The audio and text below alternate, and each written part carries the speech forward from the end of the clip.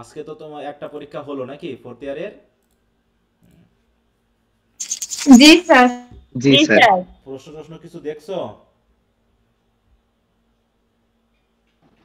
হ্যাঁ স্যার, দেখছি স্যার। আমি নাকি বেশি রিভিউ দেখলাম। হ্যাঁ, পার্ট সি নাকি অনেক কমন এসেছে, কিন্তু বিতে ওই আমাদের মতোই হয়েছে, শর্ট কোশ্চেনে খুব মন কম এসেছে শর্ট কোশ্চেন। হুম, পড়তে হবে। কমন যখন আসবে তখন সবাই যা বলবে তাতেই কমন আসবে নাকি? হ্যাঁ, কমন পাওয়া তো মিলন স্যারের বিশেষ ইয়া না, আরে বাবা মিলন স্যারের ইয়া থেকে সব কোশ্চেন কমন আইছে এরকম বলে বলার কিছু নাই তো, কারণ মিলন স্যারও ওই সেট সাজেশন বা এমনি যেগুলো প্রিভিয়াস সালে আসছে ওগুলো দেখেই দিয়েছে নাকি? হুম। আর আপনার কোশ্চেন পড়লে তো অন্য কোশ্চেন এমনিতেই লেখা যাবে, হ্যাঁ, তা ওই ওটা কমন পাওয়া না বিশেষ না। বাহবার ব্যাপার না যে ওই স্যারের ওখান থেকে আসছে, ওই ভাইয়ের ওখান থেকে আসছে। যখন কোশ্চেন কমন আসবে তখন সব ভাই থেকেই আসবে, আর যখন কমন আসবে না তখন কোনো ভাই থেকেই আসবে না। বুঝতে পেরেছো? তো মনে করো আমি তো তোমাদের অলরেডি মনে হয় প্রাইড অ্যান্ড প্রেজুডিসের মানে প্রশ্নগুলো একটু আজকে মনে শেয়ার করেছিলাম সকালে। স্যার ওইখানে লাস্টের প্রশ্নটা আজকে আসছে। দেখি তো ব্রড কোশ্চেন কি আসছে তোমাদের, তোমরা প্রশ্নটা পাইছো? আমি তো দেখি নাই, তোমরা দেখলাম গ্রুপে দিয়েছো। হ্যাঁ, স্যার পাইছি, লাস্টের প্রশ্নটা আসছে আজকে। এই ইকোনমিক কন্ডিশন, তাই না? এটা আমি জানতাম যে তোমাদের জন্য লাগবে না এটা। বুঝতে পেরেছো? এই কোশ্চেনটা শেষে দিয়েছি, আমাকে আবার আপডেট করতে হবে। দেখো এখানে 2023 এর গুলো এখানে কোনো মার্কিং করা নেই। হ্যাঁ, তাহলে আবার আমাকে এটাকে আবার আপডেট, এই জন্য কোশ্চেন গুলো দিয়ে দিতে পারিনি, আবার এটাকে আপডেট দিতে হবে। এই কোশ্চেনটা এসে গেছে তাই না? স্যার হুম।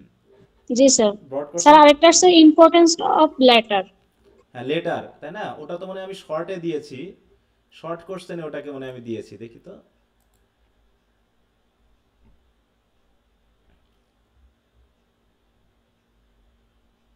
এই যে ইম্পর্টেন্স অফ ডার্সিস লেটার, এটা তো। হ্যাঁ, দেখো 2022-এ এসেছে যেটা, সেটা 2024-এ ব্রড কোশ্চেন হিসেবে দিয়েছে নাকি তাহলে? হ্যাঁ, এটাই তো নাকি? জি স্যার। আর শর্ট কি দিয়েছে? একটা করে দিয়ে দিয়েছে শর্ট এখানে। আর কি দিয়েছে দেখি তোমাদের গ্রুপে থেকে দেখিনি একটু।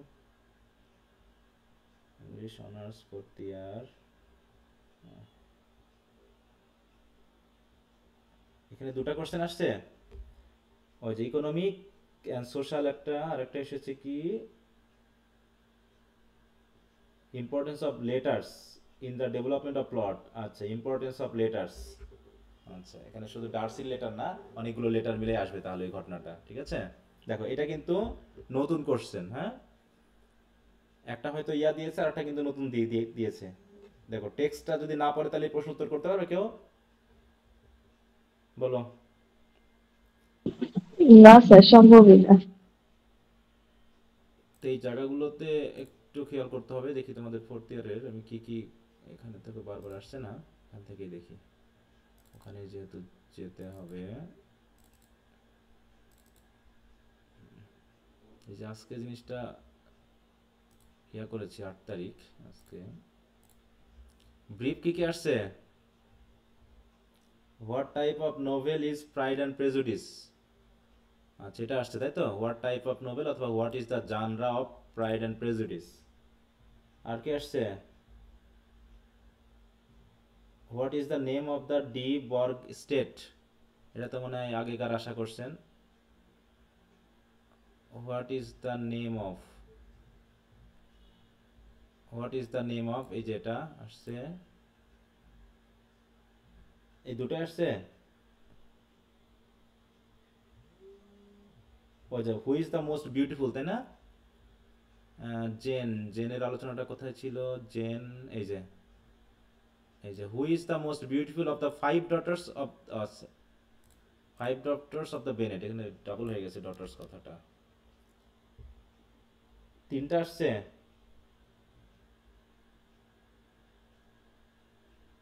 বার্থডাই, এই তো তিনটা তোমার ব্রিফ করছেন, এই তিনটা আসছে নাকি? তাহলে আমি একটু 23 লিখে দিই এখানে।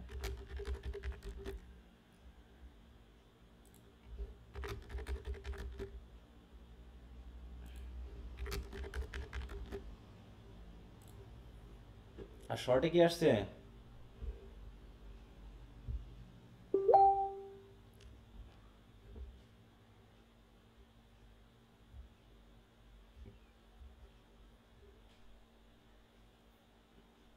What role Mister Collins play? দেখো ইয়া কোশ্চেন দিয়েছে।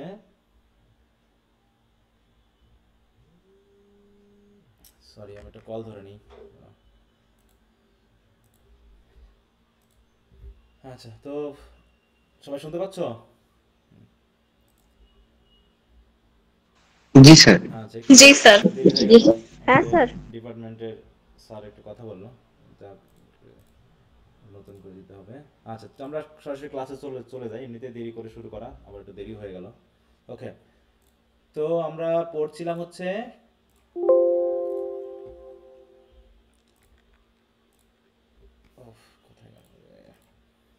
ওয়েস্টল্যান্ড, তাই না? পার্ট 1 এবং 2 পড়েছি। তোমরা কি একটু রিভিশন দিয়েছো? বলো। হ্যাঁ স্যার। পড়ছো তো নাকি পড়োনি? পড়তে হবে কিন্তু। রিভিশন দিয়েছি। একটু পড়তে হবে। এখন তোমাদের পড়তে দিলেও, পড়তে বলতেও আমার মাঝে মাঝে লজ্জা লাগতেছে, বুঝতে পেরেছো? কারণ চারিদিকে যা রমরমা ব্যবস্থা আছে, তাতে তো তোমাদের পড়তে বলে তো আমার নিজের কাছে লজ্জা লাগে যে ছাই শুধু পড়তে বলে, আর তো কেউ পড়তে বলে না। হুম, এরকম না ব্যাপারটা? বলো। স্যার সবগুলো কবিতাই খুব কঠিন কঠিন লাগে, হ্যাঁ, তাই। আর ইংরেজির কবিতাগুলো বেশি কঠিন স্যার। আবার সেটা তো বললাম, তা সেটা তো নাই হলো, কিন্তু তোমার এত শর্টকাট সিস্টেম, পরীক্ষার আগের 2 দিন পরেও যদি ছেলে মেয়ে ভালো রেজাল্ট করতে পারে, তাহলে মিলন স্যারের কাছে এত জটিল করে পড়ার কি আছে বলো তো? হুম। কালকে রাত্রে আমি দেখলাম যে পাস করার জন্য এই গ্রুপে জয়েন হন, সেই আকারে প্রশ্ন দেব, তাহলে আজকে পরীক্ষা কালকে কি প্রশ্ন দেবে? না, সেটা তো বলতেছি যে এক ক্লাস থাকলেও তোমাকে ভালো রেজাল্ট করায় দেওয়ার মতো সিস্টেম তাদের আছে জানা। এরকম বিভিন্ন পোস্ট দেখা যায়, ভিডিও দেখা যায়। তা আমি তখন ভাবি যে তাহলে আমি কি পড়াই ছেলে মেয়েকে শুধু বোকার মতো? হ্যাঁ, বলো তো। স্যার, কথা হচ্ছে স্যার, এই ভিডিওগুলো কেন তৈরি হয় স্যার? এগুলোর স্যার অডিয়েন্স আছে স্যার, এগুলোর না, হচ্ছে সেটাই তো বলছি। মানে সেবা গ্রহীতা আছে তো স্যার, না, সেটা তো এই আমি জন্যই। বলছি।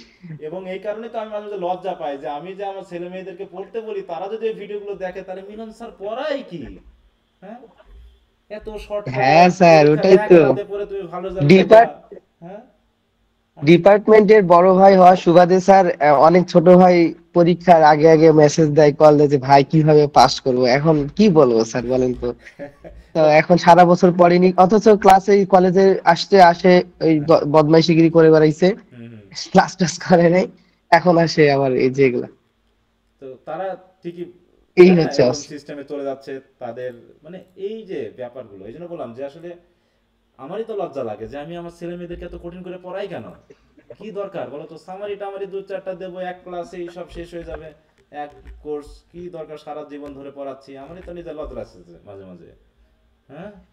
পরীক্ষার হলে গিয়েও ভয় পায় না স্যার। আমরা তো এই যে টিএস ইলিয়টের পয়েন্ট পড়েতে হতাশ, আর ওরা পরীক্ষার হলে গিয়ে কিভাবে নকল করবে এই প্ল্যান করে, এবং কোন স্যার কেমন গার্ড দিছে এগুলো নিয়ে তাদের আলোচনা। মানে পরীক্ষার হলে যাচ্ছে একটা ভয় থাকে মানুষের, ওগুলা কিছু নাই, হুম হুম। হবেই, মানে এরকম অবস্থা। আচ্ছা, তো ঠিক আছে। তো যাই হোক, এখন আমার যেন গাল টাল দিয়ে দিয়ে দিও না। আমার মাঝে মাঝে মনে হয় যে আমার স্টুডেন্ট আমাকে গাল দেয় কিনা, সেটাই আমি একটু ভয়ে আছি। হ্যাঁ, যে এত সময় ধরে পড়ায়, না এত স্যার, বড় কি বড় যে উত্তর বলেন। পড়ায়, আবার এত বড় বড় টেক্সট জোর করে পড়াচ্ছে স্যার। হ্যাঁ, তো গাল দেওয়ার মতো অবস্থা। হুম, শুধু তোমরা আছো বলে, অনলাইনে তো তোমরা আছো, এই জন্য পড়াচ্ছি। আমার তো ধরা বাধা নেই যে তোমরা আমার কাছে না পড়লে তোমাদের ইনক্রোশ নাম্বার দেবো না। সেই বিশ্বাসে পড়াচ্ছি যে না, অন্তত গালি গালা না দিয়ে হলেও পড়তেছো, তা নাহলে একদিন কবে ছেড়ে যেতা নাকি? হ্যাঁ। জি স্যার, আর সেটাই। আর গালিগুলা লিটারেচারে দেওয়ার কথা তো প্রশ্নই আসে না, আপনারে তো আমরা কত সাধনা করে এবার পড়ানো শুরু করছি, সেইখানে গালি গালা দেওয়ার তো। না, গালিগালা তো বললাম তো, আমারই তো মাঝে মনে হয় আমি স্টুডেন্ট হলে কি করতাম, এই মিলন স্যারের কাছে পড়তাম না ওই বড় ভাইদের কাছে পড়তাম, যারা এক রাতে সব করে দেয়। তাহলে সারা বছর আমার পড়ে লাভ কি বলো? হ্যাঁ, আজকে দেখতেছি ফেসবুকে পোস্ট দিচ্ছে ছেলে মেয়ে, হ্যাঁ, 300-400 টাকা ব্যয় করে 45 মিনিটের 15 মার্কের পরীক্ষা দেওয়ার জন্য যাচ্ছে। এটা কি দরকার আছে বলো তো? হ্যাঁ, 15 মার্কের পরীক্ষা দিবে, তারপরেও তারা সেই 300-400 টাকা ব্যয় করে কয়েক মাইল দূর থেকে কষ্ট করে যাচ্ছে, কি দরকার পরীক্ষা নেওয়া বলো তো? অযথা শুধু টাকা পয়সা সময় নষ্ট করা হচ্ছে সব ছেলে মেয়েদের। হ্যাঁ বলো, এই সকল পোস্ট দেওয়া মানে কি? জাতীয় বিশ্ববিদ্যালয় এবার যা করছে দেখো, এবার 100টা সিট আছে কিন্তু চান্স দিয়েছে মাত্র 27 জনকে, কোনো কোনো ডিপার্টমেন্টে আছে। আমাদের 100টা সিট পূর্ণ হয়ে যায়, এবার কিন্তু 80 জনকে দিয়ে মানে ইয়া করছে। অতএব এবার মজা বুঝবা যে যারা পড়াশোনা ওই 25 জনই ফোর্থ ইয়ার পর্যন্ত থাকবে, বুঝতে পেরেছো? অতএব দেখা যাচ্ছে 100 জন ভর্তি হয়, ফোর্থ ইয়ার পর্যন্ত গিয়ে 20-30 জন থাকে। কি দরকার ওই 30 জনকে ভর্তি করাও যারা আসলে পড়াশোনা করতে চায়, ওই 30 জনই যেন প্রথম থেকে শেষ পর্যন্ত থাকে, দরকার নেই সবাইকে ভর্তি করানোর। কারণ এটা সরকারি কলেজ বা এইরকম, এদের কি সমস্যা? এদের তো কোনো সমস্যার কথা না, ক্লাস কলেজ তো চলবে। অযথা কেন যারা পড়াশোনা করতে চায় না তাদেরকে নিয়ে এসে এরকম পড়াশোনার কোয়ালিটি নষ্ট করা? হ্যাঁ বলো।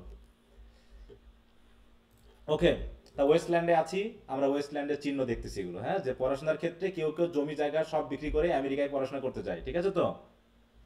আর কেউ কেউ 15 মার্কের পরীক্ষা দিতে গিয়ে 500 টাকা ব্যয় হলে কলিজা জল ইয়ে হয়ে যাচ্ছে, গরম হয়ে যাচ্ছে, বুঝতে পেরেছো? মাথা গরম হয়ে যাচ্ছে।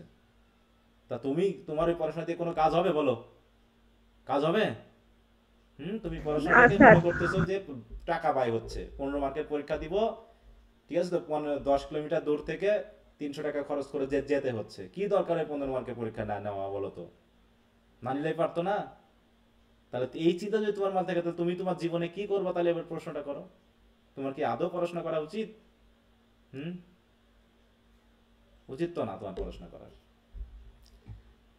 তা ওয়েস্টল্যান্ডে আছি, ওয়েস্টল্যান্ডের মতো এলোমেলো জীবনী দেখবে। যে দেখুন, শিক্ষা নিয়ে যা কথা হওয়া উচিত ছিল যে না এবার ঠিক হয়েছে, এবার আমরা পড়াশোনা করব, এটা সিস্টেমটা, এতে টিচাররাও একটু শায়েস্তা হচ্ছে, বুঝতে পেরেছো?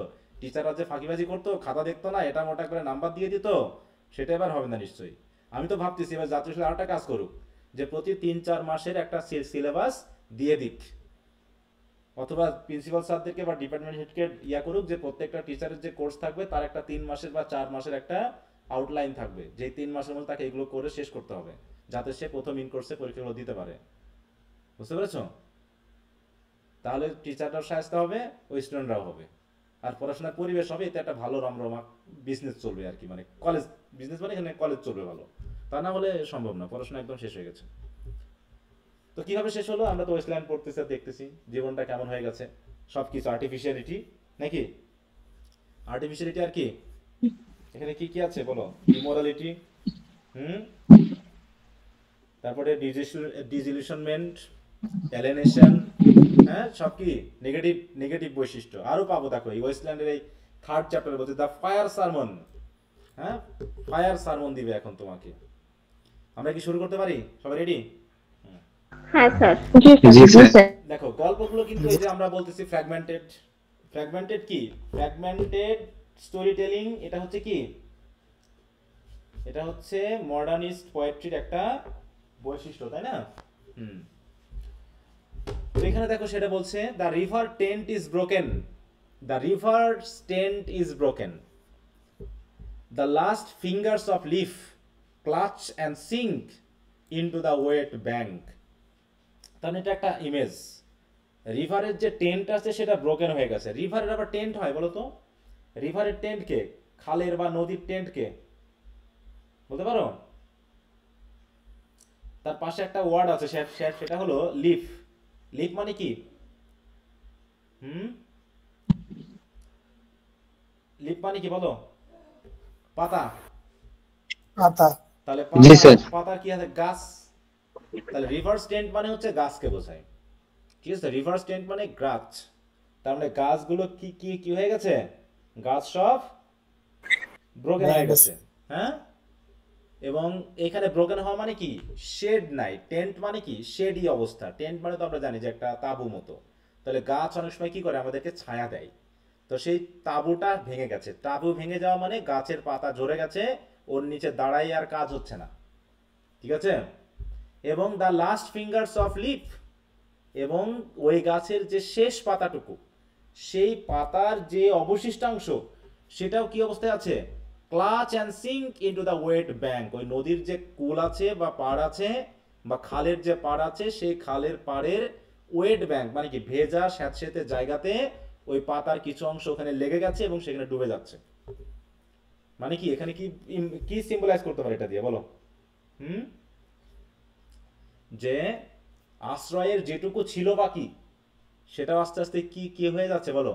স্বস্তি বা আশ্রয়, তাই তো, বা শান্তি, হ্যাঁ, তার যে অবশিষ্টাংশ ছিল যেটুকু সেটাও আস্তে আস্তে কেমন হয়ে যাচ্ছে? শেষ হয়ে যাচ্ছে, বিলীন হয়ে বিলীন যাচ্ছে। হয়ে যাচ্ছে। The wind crosses the brown land unheard. বলছে বাতাসও কি করতেছে? বইছে। ক্রস মানে কি? বইতে থাকা। ব্রাউন ল্যান্ড মানে কি? যে ল্যান্ডে কোনো ঘাস নেই, সবুজ ঘাস নেই, শুকিয়ে গেছে, তীব্র সূর্যের আলোতে সবকিছু ব্রাউন কালার ধারণ করেছে, তো সেখান দিয়েও বাতাস বয়ে যাচ্ছে, কিন্তু বাতাসে কোনো সাউন্ড নেই, আনহার্ড, সাইলেন্টলি। বাতাসের সাউন্ড কখন হয় বলো? যখন গাছ থাকে, গাছে যখন বাতাসের কি লাগে? স্পর্শ হয়, তখন একটা শনশন সাউন্ড হয়। কিন্তু বাতাস বইছে কিন্তু কোনো সাউন্ড হচ্ছে না, সাইলেন্টলি বাতাস বইছে। তার মানে কি? তার মানে প্রাকৃতিক পরিবেশ কি কি হয়ে গেছে? পুরো নির্জীব হয়ে গেছে, তাই তো। ঘাস নেই, গাছে পাতা নেই, এরকম একটা অবস্থা। এই অবস্থাটা কেমন হয় আমাদের জন্য? কি খুব রোমান্টিক হয় এরকম, না হাপিত্তাশ উঠে যায়, মানে একদম পুরো গরম আবহাওয়া, তাই তো, ক্লান্তিবোধ, সেই রকম একটা পরিবেশ, কিন্তু দম আটকানো পরিবেশ কিন্তু আমাদের নির্দেশ করছে। অন্যদিকে কি? The nymphs are departed. নিমস মানে কি জানো বলো তো? স্যার পোকাদের যে বাচ্চা থাকে হ্যাঁ, স্যার মরি স্যার। গুলা না না না, নিম মানে ভুলে গেছো? ফেয়ারি কুইন পড়েছিলা বা এগুলো পড়েছিলা, তারপর সেই পড়েছিলাম ওইটা না। এটা হচ্ছে কি? Spirit, wooden spirit, river spirit. তো দেখো, a mythological spirit of nature imagined as a beautiful maiden inhabiting rivers, woods or other locations. এই ধরনের স্পিরিটকে বোঝানো হয়, যেটা আমরা পড়েছিলাম না, ওই যে ইনোনি পড়েছিলাম, দ্য রেপ অফ দ্য লকে পড়েছিলাম। রেপ অফ দ্য লক পড়েছিলাম। রেপ অফ দ্য লকে তো নিম বলতে বেলিন্ডাকে বোঝানো হচ্ছে, কিন্তু ইনোনিকে কি বলা হচ্ছিল বলো তো? ইনোনি থার্ড ইয়ারে, হ্যাঁ,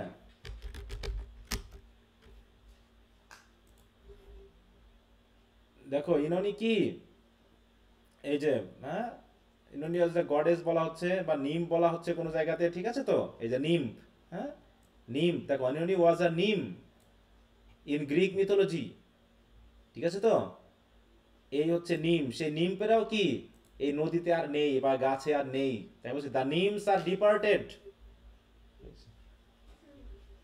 sweet Thames run softly till I end my song। আর ওদিকে সব সময় ইংলিশ কবিতা মানে কোন নদীর কথা আসে বলো তো? River Thames. ইংল্যান্ডে মনে হচ্ছে একটাই নদী আছে যে নদীর কথা বারবার আসে। আমাদের কতগুলো নদী আছে বলো তো? প্লাস হ্যাঁ, 300-400 আছে নাকি? ছোটখাটো? আচ্ছা যাও, মোটামুটি মেজর তো আমরা 5-7টার কথা বলতে পারি, পদ্মা, মেঘনা, যমুনা, ব্রহ্মপুত্র, নাকি? এরকম প্রচুর নদী আছে, কিন্তু ওদের দেখা যাচ্ছে ওই কথায় কথায় যে কবিতায় আসুক ওই টেমস রিভারের কথা আসছে। তাই স্পিকার তিনি বলতেছেন কি, যতক্ষণ না আমার সং বন্ধ হয় ততক্ষণ পর্যন্ত এই সুইট টেমস রিভার অন্তত সফটলি চলবে। তাহলে আমার সং শেষ হওয়া মানে কি বলো? মানে আমার জীবনটা শেষ হওয়া বোঝাচ্ছে, হ্যাঁ, আমার জীবন চলার পথকে বোঝাচ্ছে। তো আমি এসে দেখতেছি কেউ নাই, শুধু নদীটা বয়ে যাচ্ছে, কিন্তু নদীর পাশের যে গাছ, তাই তো, নদীর পাড়ের যে ঘাস, কিচ্ছু নাই। এমনকি এখানে যে নিমরা থাকতো তারাও চলে গেছে। মানে কি? ডিজোলেশন, হ্যাঁ, এলিনেশন, এগুলোকে বোঝাচ্ছে। বলছে the river bears no empty bottles, sandwich papers, silk handkerchief, cardboard boxes, cigarette ends and other testimony of summer nights. তার মানে কি? এই রিভারের অবস্থা এমন হয়ে গেছে, দেখো তো, যে নদীর পাশে কোনো খালি বোতল নাই, যে নদীর পাশে কোনো স্যান্ডউইচের বক্স নাই, যে নদীর পাশে কোনো টিস্যু পেপার নাই, তার মানে কি ওই নদীর পাশে কি মানুষজন আসে বলো তো? না স্যার। না স্যার। তার মানে কি ওই যে নিমস মানে আমরা শুধুমাত্র স্পিরিটকেই বুঝবো না, সে বেলিন্ডার মতো সুন্দরী নারীদেরকেও বুঝবো, যাকে বলা হচ্ছে নিম। তারা এখন নাই, নদী বয়ে যাচ্ছে কিন্তু রিভারের চারিপাশে সবকিছু এমটি, নো বোতল, নো স্যান্ডউইচ পেপারস, নো সে দেখো সিল্ক হ্যান্ডকারচিপ মানে মনে করবা যে টিস্যু পেপার জাতীয় এরকম অনেক সময় আমরা মুছে ফেলে দিই। কার্ডবোর্ড বক্সেস, হ্যাঁ হয়তো খাবার টাবার আনার যে কার্ডবোর্ড বক্স গুলো আছে, সিগারেট এন্ড মানে কি সিগারেট খাওয়ার পর যে শীষের অংশটুকু থাকে, এবং আরো অন্যান্য যে আদার যে testimony of summer night. Summer night হলে কি কি কি করে সবাই আসে, এসে খুব এখানে এনজয় করে, কিন্তু সেই এনজয়ের কোনো চিহ্ন এখানে নাই। তার মানে কি ডিজার্টেড প্লেস। মানুষজন এখন আর প্রাকৃতিক এনজয়মেন্ট পছন্দ করে না, বুঝতে পেরেছো?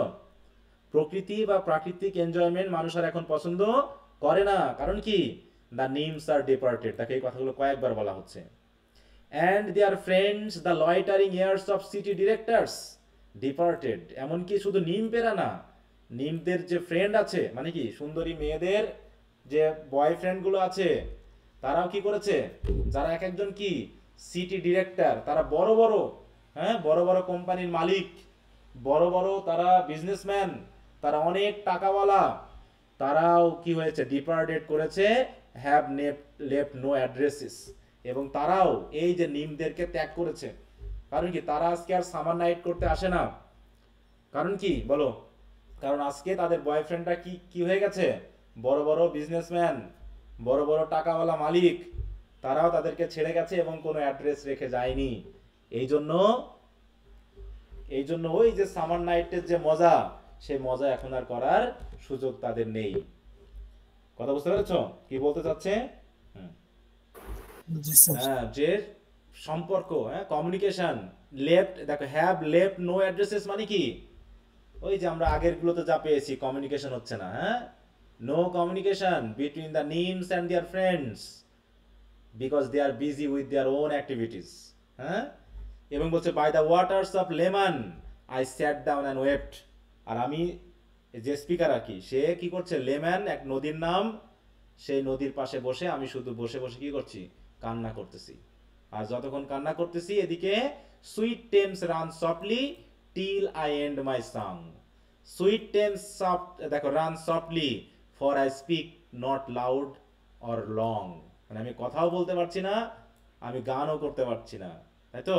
বাট অ্যাট মাই ব্যাক, কিন্তু কি হচ্ছে, at my back in a cold blast I hear, এই শব্দটার কথা মনে আছে? But at my back I hear the times carriage, চলছে, হ্যাঁ সময় কি হচ্ছে পিছনে চলে যাচ্ছে। ওই যে আমরা ইয়া পড়েছিলাম না, মাই কি জানো কয় মিস্টেস করেছিলাম আমরা, জি স্যার। মাই কয় মিস্ট্রেস, এখানে কি বলা হচ্ছিল? But at my back I always had time swing chariot hurrying near, এরকম মনে আছে। হ্যাঁ টাইম চ্যারিয়ট কি করছে, সে তার মতো করে উড়ে চলে যাচ্ছে সব সময়। কি দেখো এখানে একটা শব্দ এসেছিল যে আর কতদিন দেরি করবা, হ্যাঁ এই যে but at my back I always hear time's wing chariot hurrying near, ঠিক ওইরকম ভাবে এখানেও সেটা বলছে, but at my back in a cold blast I hear. এখন কোল্ড ব্লাস্ট আই হেয়ার মানে কি ঠান্ডা চারিপাশে, সেই সামার নাইট আর নেই। কি শুনতে পাচ্ছি আমি? The rattles of the bones, বোনসের র্যাটেল, র্যাটেল বোনস অফ মানে কি, র্যাটেলস অফ বোন মানে হচ্ছে মডমডানি সাউন্ড, শরীর দেখো, and chuckle spread from ear to ear. Chuckle মানে কি চাপা হাসি, বুঝতে পেরেছো? চাপা হাসি সে শুনতে পাচ্ছি, এখানে আর ওপেন হাসি শোনা যায় না।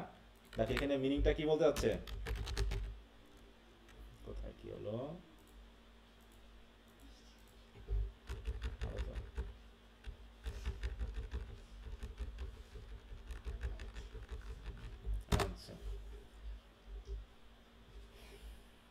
দেখেন কি বলছে যে it is the signifies the chilling and ironing contrast between the fleeting pleasure of physical intimacy and the looming presence of death and decay. ওইটার কথা বলা হচ্ছে, ওই দেখো কয় মিস্ট্রেসের ইয়া নিয়ে এসেছে এখানে।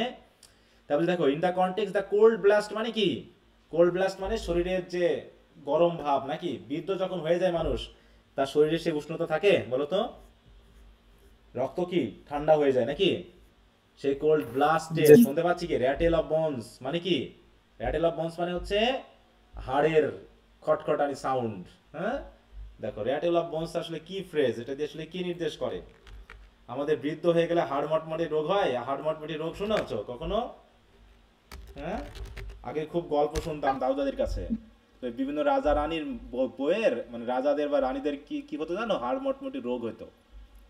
বুঝতে পারছো, মানে যেদিকে শুইলে হাড় মটমট করতো, যতক্ষণ না যাকে খুন করতে বলা হবে তার খুন করে রক্ত না নিয়ে এসে তাকে মাখানো হচ্ছে, ততক্ষণ পর্যন্ত তার এই রোগ সারবে না। তো এরকম আর কি। দেখো যে rattle of bones generally refer to the sound of bones colliding and scraping against each other. হ্যাঁ, বিশেষ করে often in a dry and skeleton, বিশেষ করে দেখবা যে মেডিকেল যারা ট্রেনিং করে তারা এটা ভালো জানে যে যখন কঙ্কাল একটা বাক্সে রাখা হয় ওখানে বাতাস হলে ওই যখন নড়ে তখন হাড়গুলো থেকে সাউন্ড হয়। তো এটা দেখে অনেকে আবার ভয়ও পায় নাকি, হ্যাঁ বুঝতে পেরেছো, যে কঙ্কাল ঝুলতেছে সেখানে হঠাৎ করে কঙ্কালগুলো বাতাসে নড়ে উঠছে, আরে ভয় পাই। ঠিক আছে, তো তা সেরকম আমরা কি স্যার আমাদের হচ্ছে যে ক্লাস 7-8 সম্ভবত একটা গল্প ছিল সুখী মানুষ, হ্যাঁ ওইখানে হচ্ছে এই হাড় মটমটে রোগের কথা ছিল। হ্যাঁ হ্যাঁ হাড় মটমটে রোগ। ওকে, এন্ড দেখো তাই বলছি দ্য র্যাটেল অফ বোনস, এটা আমি শুনতে পাচ্ছি, মানে বয়স হয়ে যাচ্ছে আর বেঁচে থাকার সময় নেই। And chuckle spread from ear to ইয়ার, এবং চাপা হাসি দেখো ছড়িয়ে পড়ছে। তার মানে এখানে কি বলতে চাচ্ছে যে এই জায়গায় দেখো এই জায়গায়, হ্যাঁ, but yet from behind in a chilling wind he hears the eerie rattling of bones followed by a mocking laughter of death, হ্যাঁ, a haunting reminder of mortality and death decay. অর্থাৎ এটা পুরোটা দিয়ে কি বোঝালো দেখো, অর্থাৎ এখানে বোঝা যাচ্ছে যে despite the calm request a chilling sound rises from behind the speaker, the rattle of bones and a sinister chuckle evoking death and decay lurking near her, ever near. This ominous noise contrasts sharply with the soft flow of Thames, reminding the reader of mortality and the bleakness underlying the modern world. তার মানে কি শুধুমাত্র নদীর ক্ষেত্রেই শব্দটা use করা হয়েছে sweet, আর বাকি শব্দগুলোর সাথে কি যাচ্ছে কোনো কিছু, সব কিছুর মধ্যে এক ধরনের নিরানন্দপূর্ণতা, নেগেটিভ ডিসপ্রেশন, তাই তো, অ্যাংজাইটি, হ্যাঁ, এলিনেশন, তারপর কি, তারপর হচ্ছে নেচার মানে ন্যাচারালনেস যেটা নেই সেটা নেই, তাই তো, লেসনেস যেটা, এরকম কিছু। তার মানে কি ওই যে আমাদের জীবনকে বোঝাচ্ছে, হ্যাঁ, যে নিমটা নেই, আমরা আর সে আগের মতো একসাথে থাকি না, একসাথে মজা করি না, কারণ নদীর পাশে এই ধরনের জিনিসগুলো নেই। এটাকে বোঝাচ্ছে। দেখো এটা যদি আমরা একটু অর্থাৎ কি থিম বলছে দেখো, this passage encapsulate the central themes fragmentation of the natural and social order, spiritual barrenness, loss of myth and faith, the looming shadow of death, এগুলোকে নির্দেশ করছে। হ্যাঁ, it contrast fleeting beauty and tender plea দেখো for peace with stark image of decay, কারণ এখানে যেন কোনো সৌন্দর্য নেই, এখানে যেন কোনো শান্তি নেই, কারণ কি ওই যে গাছের পাতা নেই, শেড নেই, হ্যাঁ, রিভার স্টেন্ড ব্রোকেন হয়ে গেছে, শেষ পাতাটুকু মাটির সাথে মিশে যাওয়ার জন্য মানে প্রায় রেডি, হ্যাঁ, নদীর পাশে আর কোনো ভাঙা বোতল টোতল পড়ে নেই, কারণ এখানে মানুষজন আসে না। তাই বুঝি দেখো এখানে কি হচ্ছে, অ্যাবসেন্স আর মর্টালিটি, শুধু শুনতে পাচ্ছি কি র্যাটেল অফ বোনস, খুব শীঘ্রই হাড় মটমটি রোগ হয়ে যাবে। তারপরে this tension reflect the disillusionment and cultural crisis following the world war the first, presenting a world struggling to find meaning amidst destruction. শুধু এখানে বসে কি একজন স্পিকার বসে বসে কি করছে, সে তার গান গেয়ে যাচ্ছে। গান কতদিন পর্যন্ত চলবে বলো, তার গান চলবে কতদিন পর্যন্ত, যতদিন না পর্যন্ত তার মৃত্যু হচ্ছে, এই অবস্থায় সে চলছে। কি কথা বোঝা গেল? জি স্যার। কবিতা ডিসকানেকশন, মানে কবিতার সেন্সের ভিতরেও এক ধরনের ডিসকানেকশন, সেপারেটনেস, হ্যাঁ, এই জাতীয় জিনিসগুলো কিন্তু আমরা পাচ্ছি। ওকে, এগুলো তোমরা একটু পড়ে নিবা, শীটগুলো পড়ো তো নাকি? বলে স্যার যত বড় জি স্যার, যত বড় বড় শীট দিয়েছেন পূর্ব জি স্যার পড়ি স্যার, অনেক অনেক বড় হয়ে গেছে কিন্তু একটা শীট, একবার রিডিং দিলেই যথেষ্ট। হ্যাঁ স্যার, হ্যাঁ 39 পেজ, 36 পেজ, 41 পেজ, অনেক দিন। তাহলে বোঝো আমি কিভাবে জিনিসগুলোকে একটু সংগ্রহ করে তোমাদের জন্য দিচ্ছি, যেগুলো এগুলো করলে তোমরা বিষয়টা বুঝবা। হ্যাঁ, এতগুলো পেজের রেডি করতে হচ্ছে যাতে একটা ভালো ধারণা পাইতে পারো, ঠিক আছে? স্যার আপনার ধৈর্য আছে। তো একটু তোমরা একটু পড়ো, হ্যাঁ, আর এই পুরো 49 পেজ তো আমাকে পড়তে হয়, ঠিক আছে তো, যে ঠিক হচ্ছে কিনা, কোথাও কাটতে হবে, কোথাও ছাড়তে হবে। আমার তো পড়তে গেলে মনে হয় শেষ হয় না, কারণ বারবার পৃষ্ঠা দেখি। পৃষ্ঠা দেখো না, আর কয় পেজ আছে? আচ্ছা, আমার তো শেষ হয়ে গেলে মনে হয় শেষ হয়ে গেল, আর তো থাকলে ভালো লাগতো। হ্যাঁ, স্যার এই ধৈর্যটা আসে কিভাবে, এত ধৈর্য স্যার? স্যার সত্যি কথা বলতে স্যার আপনার মতো এরকম দেখি নাই এক কথায় স্যার, এত পরিশ্রম করতে পারেন আপনি। সেটা জানি না, কিন্তু এই তো করছি আর কি। স্যার আমি মাঝে মাঝে ভাবি আমার পড়তেই যদি এত কষ্ট হয়, স্যার এত কিছু ম্যানেজ করে আমাদের প্রিপেয়ার করে দিয়েছে, তাহলে স্যারের কেন ঘুম লাগে? স্যার এখানেই মনে হয় পার্থক্যটা হয়ে যায় স্যার, একটা মানে একজনের সাথে আরেকজনের পার্থক্যের জায়গাটাই মনে হয় এখানে, যে একজন কতজন মানে 2 ঘন্টা ধরে একটা ক্লাস করতে পারবে বা 2 ঘন্টা ধৈর্য ধরে রাখতে পারবে, আর কতজন 10 মিনিট বা 15 মিনিটে চলে যাবে স্যার। হ্যাঁ হ্যাঁ, না তা এখানে আপনার মধ্যে স্যার এই শোনো, ধৈর্যটা স্টুডেন্ট আছে। লাইফটা কি? স্টুডেন্ট লাইফ তো হলো তোমাকে একটা প্রক্রিয়ার মধ্যে দিয়ে নিয়ে যাওয়া, ঠিক আছে? তো এটা একটা রেস, মনে করবা যে স্টুডেন্ট লাইফ একটা রেস। এখানে তোমাকে দুইটা জিনিস দেখাতে হবে। প্রথমত দেখাতে হবে পরিশ্রম, ঠিক আছে? তো কঠোর পরিশ্রম। দ্বিতীয়ত হলো অধ্যাবসায়। মানে একটা জিনিসকে তোমাকে, অধ্যাবসায় মানে কি? একটা জিনিসকে বারবার করতে পারা, যতক্ষণ না তুমি ওটাতে সফল হচ্ছ, সেটা হচ্ছে অধ্যাবসায়। আর পরিশ্রমটা হচ্ছে অধ্যাবসায়ের সাথে রিলেটেড। এই দুটো জিনিস থাকলে ইন্টেলিজেন্স কোনো ব্যাপার না। ইন্টেলিজেন্স কোনো ব্যাপার না, পরিশ্রমীরা জেতে, বুদ্ধিমানেরা জেতে না। বুদ্ধিমান বলতে যারা ইন্টেলিজেন্স ঠিক আছে কিন্তু পরিশ্রম না করে, তারা আসলে মোটেও বুদ্ধিমান নয়, ঠিক আছে? আমি তো মনে করি যে আমার মাথায় কতটুকু বুদ্ধি আছে না আছে আমি ঠিক জানি না। আমার ছোটবেলার কিছু অভ্যাস দেখো, আমার এগুলো এখনো মনে পড়ে।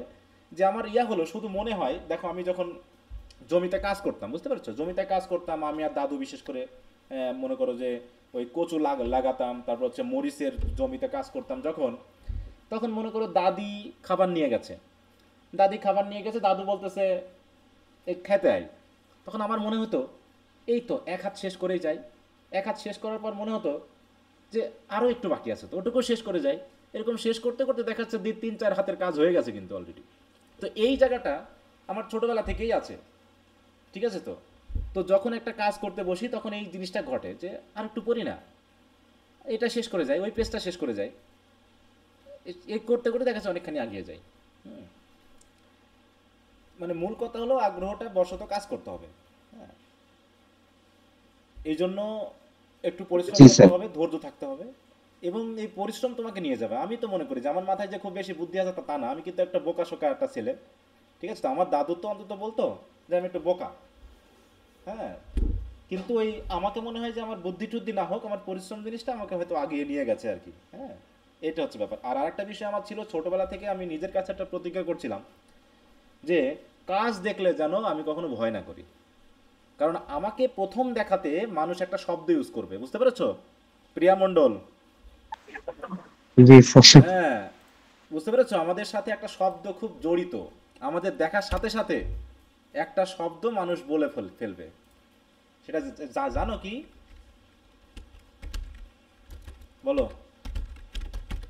প্রতিবন্ধী মনে হয় স্যার। হ্যাঁ, এইটা প্রথম দেখাতে এটা বলে বসবে, ঠিক আছে? তো এবং আমাদেরকে মানুষ বোঝা মনে করবে, ঠিক আছে? তো যে নিয়ে কাজটা করব, একে দিয়ে কাজটা হবে, এরকম একটা প্রশ্ন কাজ করবে। সেই থেকে আমার ছোটবেলাতে একটা ছিল যেন এই শব্দটা অন্তত আমার ক্ষেত্রে কেউ ইউজ না করতে পারে, ঠিক আছে? যে কোনো কাজ দিলে ভুল হোক আর না হোক মিলন করবে। হয় কাজটা করতে গিয়ে ভুল হলে পারে মিলন শিখবে, আর নয় কাজটা মিলন সঠিকভাবে করবে। এই দুটা ছিল আমার সবসময়ের জন্য। এখনো কলেজে বিভিন্ন কাজগুলো দেখেছি যে অনেকেই এড়িয়ে যায়, আমিও কাজগুলোকে ধরি। এই যে আজকে একটা কাজ ছিল এপিএ, ঠিক আছে? তো এপিএ একটা চুক্তির কাজ, ওটা কেউই করতে চায় না, কারণ ওখানে কোনো টাকা নেই, বুঝতে পারছো? আমাদের মধ্যে আমি দেখেছি কি, যেখানে টাকা নেই সেটা শিক্ষিত হোক আর অশিক্ষিত হোক, কাজটা মানুষ করতে চায় না, কেমন জানি এটা দায়িত্ব বলে কোনো কাজ নেয় না। এই কাজটা আমি গত 2 বছর ধরে করে আসতেছি, ঠিক আছে? ওই কলেজে কি করতে হবে, কোন প্রোগ্রাম কখন করতে হবে, এভাবে সাজানো, ওটাতে নাম্বার ইনপুট করা, এগুলো পাঠানো প্রতি 3-4 মাস পর পর আমি করি, ঠিক আছে? তো এই হলো ব্যাপার, যে তুমি যদি নিজেকে এরকমটা দাও যে আমি যে কোনো কাজটা করতে পারবো, আর কাজই তোমাকে পৌঁছে দেবে সময় মতো। আমি এই জায়গায় এসেছি, আমি জানি না আমার কি বোধে আমি এসেছি, আমার যে খুব যোগ্যতা আছে আমি সেটাও মনে করি না, কিন্তু সৃষ্টিকর্তা হয়তো আমাকে এখানে দিয়েছে, কি কারণে যে যোগ্য মনে করেছে আমি এখনো মনে করি না। হ্যাঁ, তারপরেও এই পরিশ্রমগুলো যদি করো তাহলে তোমার ভিতরে তুমি অনেককে পিছনে ফিরে যেতে পারবে আর কি। হ্যাঁ, আমি যখন অনার্সে ভর্তি হলাম আমি ইংরেজিতে খুব ভালো পারতাম তা কিন্তু না। আমি দেখতাম যে আমাদের বন্ধুদের ভিতর প্রথম প্রথম খুব ইংরেজিতে খুব পড়ার করতে, আমি তো ভয় পাইতাম। হ্যাঁ, যে আমি ইংরেজি পারবো তো, ইয়া করতে পারবো এগুলো। তো যাই হোক, শেষ পর্যন্ত দেখলাম যে আসলে তেমন কিছুই না। হ্যাঁ, শুধু পরিশ্রম করো, ও পরিশ্রম তোমাকে জায়গা মতো পৌঁছে দেবে। আচ্ছা, তো যাই হোক, এবার আরেকটা আছে দেখো, এবার হচ্ছে স্ট্রেঞ্জার 2-তে বলছে আর rat crept softly through the vegetation, dragging its slimy belly on the bank, while I was fishing in the dull canal on a winter evening round behind the gas house, musing upon the king my brother's wreck and on the king my father's death before him. তাহলে এখানে যে speaker, এই speaker কি করতেছিল বলো তো, কি করতেছিল এই স্পিকার? ফিশিং স্যার, হ্যাঁ, মাছ ফিশিং ধরতেছিল। করতেছিল। কোথায় ফিশিং করতেছিল? একটা ডাল ক্যানেলে। শব্দগুলো খেয়াল করো, ডাল ক্যানেলে মানে কি? স্যার, ক্যানেলটা ডাল কি? ক্যানেল। ডাল ক্যানেল মানে কি? যে স্যার, ক্যানেলের মৃত পানি প্রায়। মানে পানি পরিষ্কার না, মানে হয়তো পলিউটেড। কারণ কি? কখন? On a winter evening. আবার ইভিনিংটা কখন? সামারে না স্প্রিং এ না উইন্টারে? দেখো শব্দগুলো খেয়াল করো, উইন্টার ইভিনিং। কোথায় ছিল সেই নদীটা? রাউন্ড, দেখো, behind the gas house. Gas house মানে কি? হয়তো কোনো একটা বাড়ি যেখানে হয়তো হয়তো গ্যাস দিয়ে কোনো কিছু তৈরি করা হয় বা কোনো ফ্যাক্টরি জাতীয় জিনিস। এরকম বাড়ির নিচে যদি ক্যানেল থাকে, তাহলে সেই ক্যানেলটা কি পরিষ্কার পরিচ্ছন্ন হবে বলো তো? না স্যার। তাহলে বলতেছে দেখো, তাহলে হচ্ছে যখন আমি মাছ ধরতেছিলাম তখন কি ঘটনা, কি দেখছিলাম আমি? একটা, যে একটা র্যাট কি কি করছে? Crypt softly. ক্রিপ্ট মানে কি? মানে হামাগুড়ি দিয়ে যাওয়া। থ্রু দ্য ভেজিটেশন মানে কি? গাছের মধ্য দিয়ে বা ঘাসের মধ্য দিয়ে তারা সে যাচ্ছে, কিন্তু কি কিভাবে যাচ্ছে? ড্র্যাগিং ইটস সিলি বেলি অন দ্য ব্যাঙ্ক, মানে যেন সে যেন হাঁটতে পারছে না, তার বেলিটা যেন খুব ড্র্যাগ করে সে নিয়ে যাচ্ছে। ড্র্যাগিং মানে কি? টেনে নিয়ে যাওয়া। অনেক সময় পা টেনে টেনে হাঁটা বোঝায় না? যখন কেউ ক্লান্ত থাকে, যখন সে হাঁটতে পারে না, তখন মানুষ কি কি করে? পা টেনে টেনে হাঁটা, মানে খুব কষ্ট করে হাঁটা। তাহলে ওই নদীর পাশে, যে নদীর পাশে, যে নদীতে আমি মাছ ধরতেছিলাম, সেই নদীর ব্যাংকে দেখেছিলাম যে ওই মানে গাছের ভিতরে বা ঘাসের মধ্য দিয়ে একটা র্যাট কোনো রকম ভাবে তার পেটগুলোকে কি করছে? ড্র্যাগিং করতে করতে করতে করতে নিয়ে যেন সে হাঁটছে। এবং যখন আমি মাছ ধরতেছিলাম তখন আমি কি নিয়ে কথা বলছিলাম? মিউজিং। মিউজ মানে কি? চিন্তা করা। Upon the king my brothers rake. দেখো, তাহলে যে মাছ ধরতেছে তার ভাই কি ছিল? তার ভাই কিং স্যার, কিং ছিল। এবং শুধু তার ভাই ছিল না, আরো কি নিয়ে ভাবতেছে? Musing on the king my father's death before him, মানে আমার ভাইয়ের আগে রাজা ছিল কে? আমার বাবা। যার মারা যাওয়ার পর আমার ভাই হয়েছিল কি? রাজা। কিন্তু আমার ভাইয়েরও রাজ্য ধ্বংস হয়ে গেছে, রেক হয়ে গেছে। সেগুলো নিয়ে আমি বসে বসে ভাবছিলাম ওই নদীর পাশে মাছ ধরতে ধরতে। তখন আমি এই অবস্থা। তাহলে দেখো তো, এইখানে যে পুরো ইমেজটা তৈরি করা হলো, এখানে শব্দগুলো খেয়াল করো। তাহলে ড্র্যাগিং, তাই তো, ডাল ক্যানেল, উইন্টার ইভিনিং, গ্যাস হাউস, তাই তো, ব্রাদার্স রেক, ফাদার্স ডেথ, এই সব কিছু দিয়ে কি বোঝাচ্ছে? এখানে কোনো পজিটিভ এনজয়েবল কোনো ঘটনা, ইমেজ বলো? না হ্যাঁ, এখানে বোঝাচ্ছে কি? এখানেও যেন ধ্বংস, মৃত্যু, তাই না, একটা আনন্যাচারালনেস, পলিউশন, তাই তো, অসুস্থতা, এইরকম একটা বিষয়। এবং মানে কি বলবো, পুরোটা যেন একটা অন্য ধরনের পরিবেশকে এখানে নির্দেশ করতেছে। এবার বলতেছি দেখো, white bodies naked on the low damp ground and bones cast in a little low dry garret, rattled by the rat's foot only year to ইয়ার। এবং বলছে কি, যেহেতু মিউজ করা মানে কি? চিন্তা করতেছে। চিন্তা করতে করতে সে যেন দেখতে পাচ্ছে যে হোয়াইট বডিজ নেকেড, মানে আমার বাবা এবং আমার ভাইয়ের, ঠিক আছে তো, যে বডি, সেগুলো নেকেড অবস্থায় পড়ে আছে। কোথায়? On the low damp ground, নিচে ভেজা স্যাঁতসেঁতে মাটির উপরে পড়ে আছে। পড়ে থাকতে থাকতে বোনসগুলো কেমন হয়ে গেছে? Bones cast in a little low dry garret, মানে যেন চামড়া, তাই তো, সেই চামড়াগুলোকে যেন মনে হচ্ছে কি? ড্রাই গ্যারেটের মতো, যেখানে বোনসগুলো যেন কাস্ট হয়ে আছে, পড়ে আছে। ঠিক আছে তো? অথবা এখানে এমনটা বোঝাতে পারে যে হয়তো মারা গেছে অনেকদিন আগে, ঠিক আছে তো, সে কবর বা হচ্ছে মাটি বা হয়তো কোথাও পড়ে আছে, শুধু হাড়গুলো পড়ে আছে, এবং তার ভিতর দিয়ে কি করতেছে দেখো, হ্যাঁ, rattled by the rat's foot only, যে হাড়গুলোর ভিতরে শুধুমাত্র ওই র্যাট আসা যাওয়া করে, আর র্যাট যখন আসা যাওয়া করে তখন হাড়গুলোর মধ্যে একটা সাউন্ড হয়, র্যাটেলড বাই দ্য র্যাট। দেখো এই র্যাটেল শব্দটা অনেকবার ইউজ করা হয়েছে, rattled by the rat's foot only, এবং ইয়ার টু ইয়ার, মানে যত বয়স যাচ্ছে, বছরের পর বছর, প্রতি বছরই কি কি হচ্ছে, একজন মৃত মানুষের বডিতে হাড় ছাড়া কি আর কিছু থাকবে বলো তো? আর না কিছু স্যার। থাকে? আর কিছু থাকার কথা না, হ্যাঁ। এবং বলছে কি, বাট অ্যাট মাই ব্যাক, ওই যে আবারও কথা দেখো, but at my back from time to time I here the sound of horns and motors. দেখো ওখানে ছিল কি টাইমস ক্যারিয়েজ নাকি, উইংড ক্যারিয়েজ, আর এখানে কি বলতেছে যে আর আমি মাঝে মাঝে এইগুলো নিয়ে যখন ভাবি তখন আমি পিছনে শুনতে পাই মোটর গাড়ির হর্নের সাউন্ড, মোটর গাড়ির সাউন্ড আর হর্নের sound. Which shall bring Sweeney to Mrs Porter in the spring, যে গাড়িতে করে কে আসে বলো, যে গাড়িতে করে মিসেস পোর্টারের কাছে, হ্যাঁ, মিসেস পোর্টারের কাছে কে কে কে আসে, সুইনি আসে। সুইনি কে হতে পারে কল্পনা করো? তার বিলাভড। হ্যাঁ, এরকম কেউ একজন ব্যক্তি, তাই না, যে তার কাছে ভিজিট করতে আসে। দেখো কখন আসে, ইন দ্য স্প্রিং, ঠিক আছে, বসন্তের সময় আসে। And on the moon shone bright, বলছে O the moon shone bright on Mrs Porter and on her daughter, they wash their feet in soda. তাহলে এখন দেখো এই সুইনি দিয়ে কি প্রেমিক প্রেমিকা বোঝাচ্ছে নাকি তার না মেয়ে স্যার, বোঝাচ্ছে? ডটার। হ্যাঁ, এটা তার মেয়েকে বোঝাচ্ছে না। দেখো তাই বলছে, which shall bring Sweeney to Mrs Porter in the spring, O the moon shine bright on Mrs Porter and on her daughter.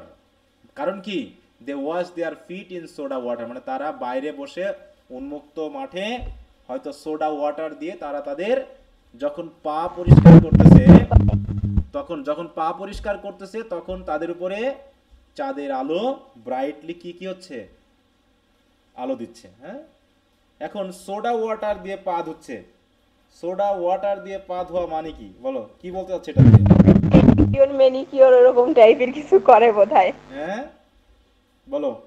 Sir পায়ে সাধারণত পানি দিয়ে হয়তো ময়লাগুলো যাচ্ছে না। হ্যাঁ, তাহলে এমন পানি দিয়ে ধুতে হচ্ছে যেটা হচ্ছে সোডা ওয়াটার দেওয়া, তার মানে তারা এমন এমন জায়গায় যায়, হয়তো এমন এমন কিছু করে, ঠিক আছে তো, যে অনেক সময় হয় না, সেই মনে আছে ম্যাকবেথের, লেডি ম্যাকবেথের কথা, হ্যাঁ, তাহলে কি হচ্ছে, যে হাতে যে রক্ত লেগে আছে, অল অ্যারাবিয়ার পারফিউম নিয়ে এসেও এই রক্তের গন্ধ কি করা যাবে না, দূর করা যাবে না বা মোছা যাবে না, ঠিক আছে তো। তা ওই ন্যাচারাল পানি দিয়ে এদের পা ওয়াশ করা যাবে না, সোডা ওয়াটার দিয়ে ওয়াশ করতে হবে, ঠিক আছে। তো যাই হোক, এখানে একটা ইয়ে আছে, ফ্রেন্ডস হয়তো একটা ইয়ে আছে, দেখো এখানে কি বলছে, ফ্রেন্ডস শব্দ বলছে, and O those children's voices singing in the dome. এবং এখানে কি বলছে, line in friends from Paul, দেখো veral in poetry, evoking an ironic contrast between spiritual beauty and worldly corruption. হ্যাঁ দেখো, and oh those children's voice singing in the dome, তাহলে একদিকে দেখাচ্ছে কি, কিছু শিশু, ডোম মানে বুঝো তো, চার্চকে বোঝায়, ডোম বলতে এখানে চার্চকে কিন্তু রেফার করতেছে, ঠিক আছে। সেই চার্চে কি করছে, গান করতেছে কিছু চিলড্রেন, মনে আছে সেই ইয়ার কথাটা, উইলিয়াম ব্লেকের হলি থার্সডে কবিতার কথা মনে আছে? হ্যাঁ, এখানে চিলড্রেনেরা হয়তো গান করছে, কিন্তু সেই গানের ভিতরে কি আছে বলো, হয়তো দেখা যাচ্ছে তারা যেন ধর্মের উদ্দেশ্যে গান করছে, কিন্তু আসলে সেই গানের ভিতরে প্রাণ নেই। হ্যাঁ, এরকম একটা বিষয়, মানে এখানে বোঝানো হলো পুরোটাই দিয়ে, যেখানেও ন্যাচারালনেস ব্যাপারটা নেই, সোডা ওয়াটার দিয়ে বোঝাচ্ছে। তারপর হচ্ছে র্যাট কি করতেছে, দেখো র্যাট মানে প্রাকৃতিকভাবে সে এত দুর্বল, মানে হয়তো সে খাবার পায়নি, বা এই প্রকৃতিও তাকে সাপোর্ট করতে পারছে না, যে এত পলিউটেড যে সে তার স্লিমি বেলিটাকে টেনে টেনে নিয়ে যাচ্ছে, তার গায়ে শক্তি নেই, খাবার পাচ্ছে না। ওদিকে যে মাছ ধরতেছে সে এমন মাছ জমিতে, মানে ক্যানেলে মাছ ধরতেছে যেটা ডাল, ঠিক আছে, তা আবার উইন্টারে ধরতেছে। উইন্টারে কি মাছ ধরা যায় বলো? কিন্তু সে মাছ কেন ধরতেছে বলো? কারণ সে কিছু অ্যাক্টিভিটি চায়, বুঝতে পারছো, যাতে সে তার দুঃখগুলোকে ভুলতে পারে।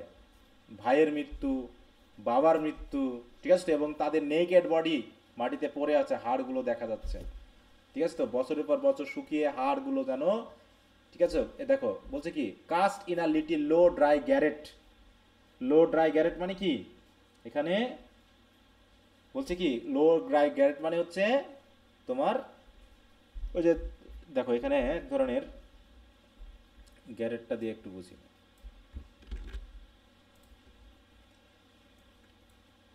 এখানে কি আছে মিনিং,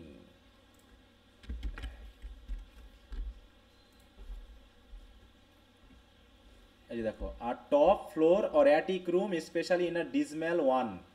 এখানে কি বোঝাতে, বুঝতে পেরেছো? এই জায়গায় একটা সেন্স বোঝাচ্ছে, আর top floor or attic of the room. এই জায়গায় মানে বিল্ডিং এর ছাদের এই উপরের অংশে, এখানে কেন ওদের বডি থাকবে? ওদের এখানে থাকবে কেন বলো? এখানে থাকবে কেন? কি ঘটনা ঘটেছে বলতে পারো? কি ঘটতে পারে এখানে? হাড় তো থাকবে তোমার কবরে, তাই না? তো এখানে কেন হাড়?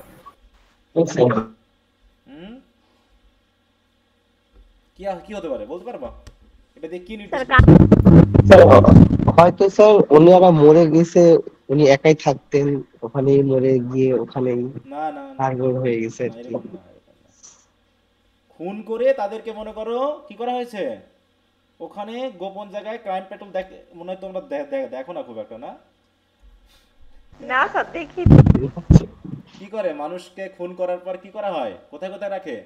কাউকে দেখা যাচ্ছে ঘরে পুরেই মাটিতে পুঁতে দিচ্ছে, কাউকে দেখা যাচ্ছে ওই পানির ট্যাঙ্কের ভিতরে রাখে, কাউকে হচ্ছে বাথরুমের ট্যাঙ্কের ভিতরে ফেলে দেয় নাকি, কাউকে হয়তো এইরকম ঘরের কোনো ঠিক আছে ওর ভিতরেও দেখা যাচ্ছে ওখানে রেখে দিচ্ছে, হ্যাঁ, কোনো রকম ভাবে মেরে পুঁতে রেখে দিচ্ছে বা ফেলে দিচ্ছে বা পিয়া করে রাখছে, হ্যাঁ, এরকম একটা বিষয়। মানে কি, তাদের মৃত্যুতে তাদের কবরে থাকার কথা ছিল, তাই নয় কি বলো? কিন্তু তারা যেখানে আছে এখানে একজন মৃত ব্যক্তির বডি থাকার কথা হলো, থাকার কথা না, মানে মৃত্যুর পরেও তারা যেন আর স্বস্তি পাচ্ছে না, এরকম একটা সেন্স কিন্তু বলতে বলছে কি, দেখো যে bones cast in a little low dry garret, এবং সেখানে কি কি আছে, এইসব জায়গাতে খুব ইঁদুর বাদুর থাকে, তেলাপোকা, হ্যাঁ, সেখানে ইঁদুর বাদুর আসা যাওয়া করছে। তাই বলছে rattle by the rat's foot only, হ্যাঁ, ইয়ার টু ইয়ার, অ্যান্ড শুনতে পাচ্ছে কি, আর তখন দেখো but at my back from time to time I hear, আর ওদিকে কি করছে মিসেস পোর্টার, আর ওদিকে তার মেয়ে, ঠিক আছে তো, ওই গাড়িতে করে আসা যাওয়া করে, ঠিক আছে তো। তারপরে বাড়িতে আসার পর তারা কি করে বলো, পা ধোয় সোডা ওয়াটার দিয়ে। তার মানে এগুলো দিয়ে কি নির্দেশ করছে বলো, সবকিছু মিলে? তাইলে স্যার তারাই হয়তো মার্ডারার ছিল, ওই যে সিউনিয়ার পটা নির্দেশ করছে, যেটা ইনকমপ্লিট ধারণা কবি দিয়ে দিয়েছে, জাস্ট আমাদের কাছে এখন মনে করতে হবে। তারপরে দেখো এখানে কি বলতে যাচ্ছে, পুরোটা যদি আমরা একটু এখান থেকে পড়ি, দেখো ওভারঅল মিনিংটা কি বলতে যাচ্ছে। এখানেও কি, ওই যে ডিকে স্পিরিচুয়ালনেস, মানে spiritual barrenness and the fragmentation of modern life. এখানে অনেকগুলো ইমেজের কথা বলা হয়েছে, কিন্তু তারপরেও এখানে কি কানেক্টেড আছে বলো তো? ইমেজগুলো কি কানেক্টেড ঠিক মতো? ধরে একটা সেই কোহেশন এবং কোহেরেন্স যেন ছাড়া কথাবার্তা, সবকিছুর মধ্যে কেমন একটা ডিসকানেক্টেডনেস বিরাজ করছে। বিশেষ করে এই জায়গায় যদি আমরা একটু দেখি, দেখো এই জায়গায়, the speaker here's from time to time the sound of horns and motors which are modern symbols of movement and life.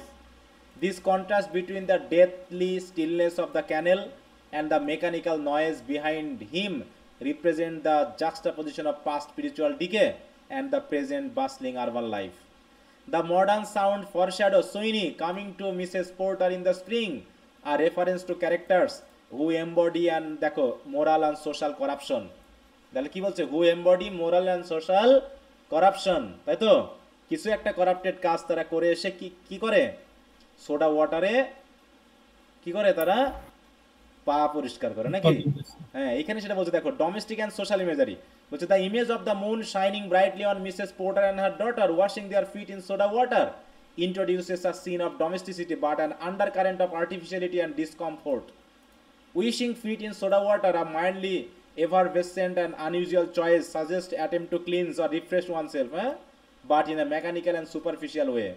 This act may symbolize the superficial attempt to maintain cleanliness and normalcy in a morally and spiritual polluted environment. তাহলে এমনি তো natural pollution তো আছেই, ওটা তো প্রাকৃতিক পরিবেশে মানে পলিউশন, কিন্তু এখানে যে দুইজন লেডির কথা বলা হচ্ছে এরা তো মোরালি পলিউটেড, এটা স্পিরিচুয়ালি পলিউটেড, তাই তারা কি করছে, তাদের পা সোডা ওয়াটার দিয়ে ধুয়ে কি করছে, ক্লিননেস হওয়ার চেষ্টা করছে, ক্লিন হওয়ার চেষ্টা করছে। ঠিক আছে, মানে এগুলো তোমাকে বুঝে নিতে হবে যেখানে কি সেন্স বোঝাচ্ছে, সরাসরি তোমাকে কিছু বলবে না। কবি এরকম ভাবে ডিসকানেক্টেড মানে কি বলবো আইডিয়াগুলোকে বা স্টোরি লাইনগুলোকে দিয়েছেন। কি কথা বুঝতে পেরেছো? আচ্ছা, এবার আসি হচ্ছে আর একটা কাহিনীতে, হচ্ছে টুইট টুইট টুইট, জাগ জাগ জাগ ইত্যাদি ইত্যাদি। So rudely forced, so rudely forced, এই শব্দটা, এই ফ্রেজটা যখনই আসে তখন আমাদের কোন থিমের কথা মনে করে, কোন গল্পের কথা মনে করে দিচ্ছে বলো তো? জাগ জাগ জাগ, এই সাউন্ডটা কার মুখ থেকে বার হচ্ছিল, কোন পাখি মনে আছে? এর আগের দিন পড়লাম আমরা, হ্যাঁ নাইটেঙ্গেল নাকি? কাকে নাইটেঙ্গেল বানিয়ে দেওয়া হয়েছে, এখানে একটা মিথোলজিক্যাল স্টোরির ব্যাপারটা আছে, তাই না? ফিলোমেল পড়েছিলাম না আমরা, ফিলোমেল? জি স্যার। হ্যাঁ জি স্যার। যে ফিলোমেলকে কি করেছিল কিং টেরিউস, এই যে TRUS, এ কি করেছিল, ফোর্সফুলি তাকে কি করেছিল, রেপ করেছিল, তাই তো? সে ছিল কি তারই ওয়াইফের কি বোন। তারপরে যাতে সে কে এই ঘটনাটা ঘটিয়েছে তার জন্য বলতে না পারে, তাই কি করেছিল, তার জিভ কেটে দিয়েছিল, তাই না? জিভ কেটে ফেলেছিল স্যার। হ্যাঁ, এবং সে শেষে ট্রান্সফর্ম হয়ে গেল কি নাইটেঙ্গেলে। এই যেখানে সেটা দেওয়া আছে দেখো এই জায়গায়, this line mimic bird sound like the nightingale's call, referencing the violent myth of Philomela who was raped by দেখো King Tereus and transformed into a nightingale. The disjointed harsh rhythm represents the trauma and brutality of the act so rudely forced, refers to the assault, with Tereus being দেখো being a fragmented cry of the attacker's name. তা সেটা যেন বলছে, হ্যাঁ, যেন কোনো পাখি এরকম ভাবে চিৎকার করে করে বলছে, হ্যাঁ, মনে করিয়ে দিচ্ছে যে এই শহরে এখানে এই জিনিসটাই ঘটেছিল। এবং আনরিয়েল সিটি, আনরিয়েল সিটি বলতে কোন শহরকে বোঝানো হচ্ছিল বলো তো? লন্ডন। লন্ডনকে, তাই না? এর আগে আমরা পেয়েছি আনরিয়েল সিটি লন্ডন, এই লন্ডনকে নিয়ে আমরা অনেক কবিতা পেয়েছি, তাই না? লন্ডন, লন্ডন 1802 পেয়েছি না? সেখানে কি লন্ডনকে খুব ভালো শহর বলা হয়েছে বলো? না।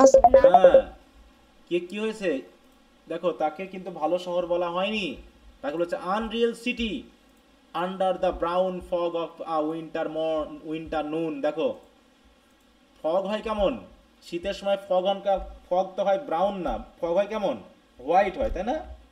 কিন্তু এই ফগও যেন ব্রাউন, আর ব্রাউন ফগ কখন হয়, যখন পুরো পরিবেশটা হয় কি পলিউটেড, বাতাসে থাকে পলিউশন, তখন আর সাদা হয় না, হয় কি ব্রাউন কালারের, যেন এটা পুরো বিশেষ করে কালি ঝুলি পড়লে ব্রাউন কালার হয়ে যায়, ওরকম যেন পলিউশনের চিহ্ন, যেন পুরো শহরটা উইন্টার নুনের মতো করে ব্রাউন ফগে যেন ঢেকে আছে। যেন শহরের যে জাঁকজমকতা, এই জাঁকজমকতা যেন মানুষের বসবাসের যোগ্য নয়, বসবাসের মতো নয়। Mr Eugenides the Smyrna merchant, unshaven with a pocket full of currants, CIF London documents at site, asked me in a demotic French to luncheon at the Cannon Street Hotel, followed by a weekend at the Metropole. এক সেন্টেন্সে এক stanza শেষ নাকি?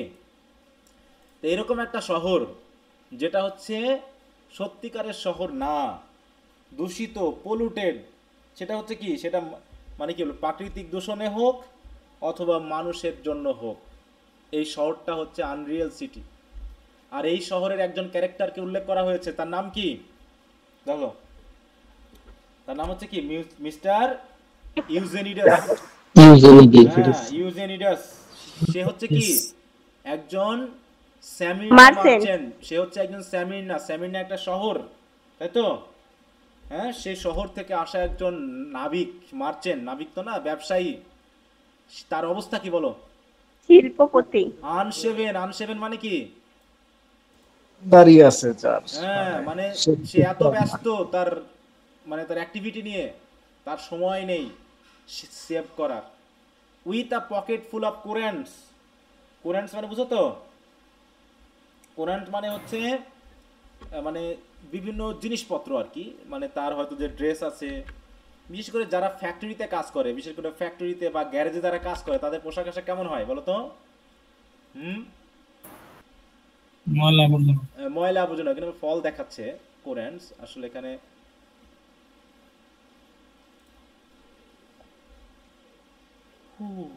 Fruit দেখাচ্ছে, কিন্তু এগুলো ফ্রুটের ব্যাপার না। এখানে যদি আমরা একটু দেখি, দেখো দেখো দেখো, a shady foreign merchant from Smyrna, now Izmir, Turkey, unshaven and disabled. এই যে disabled কেন?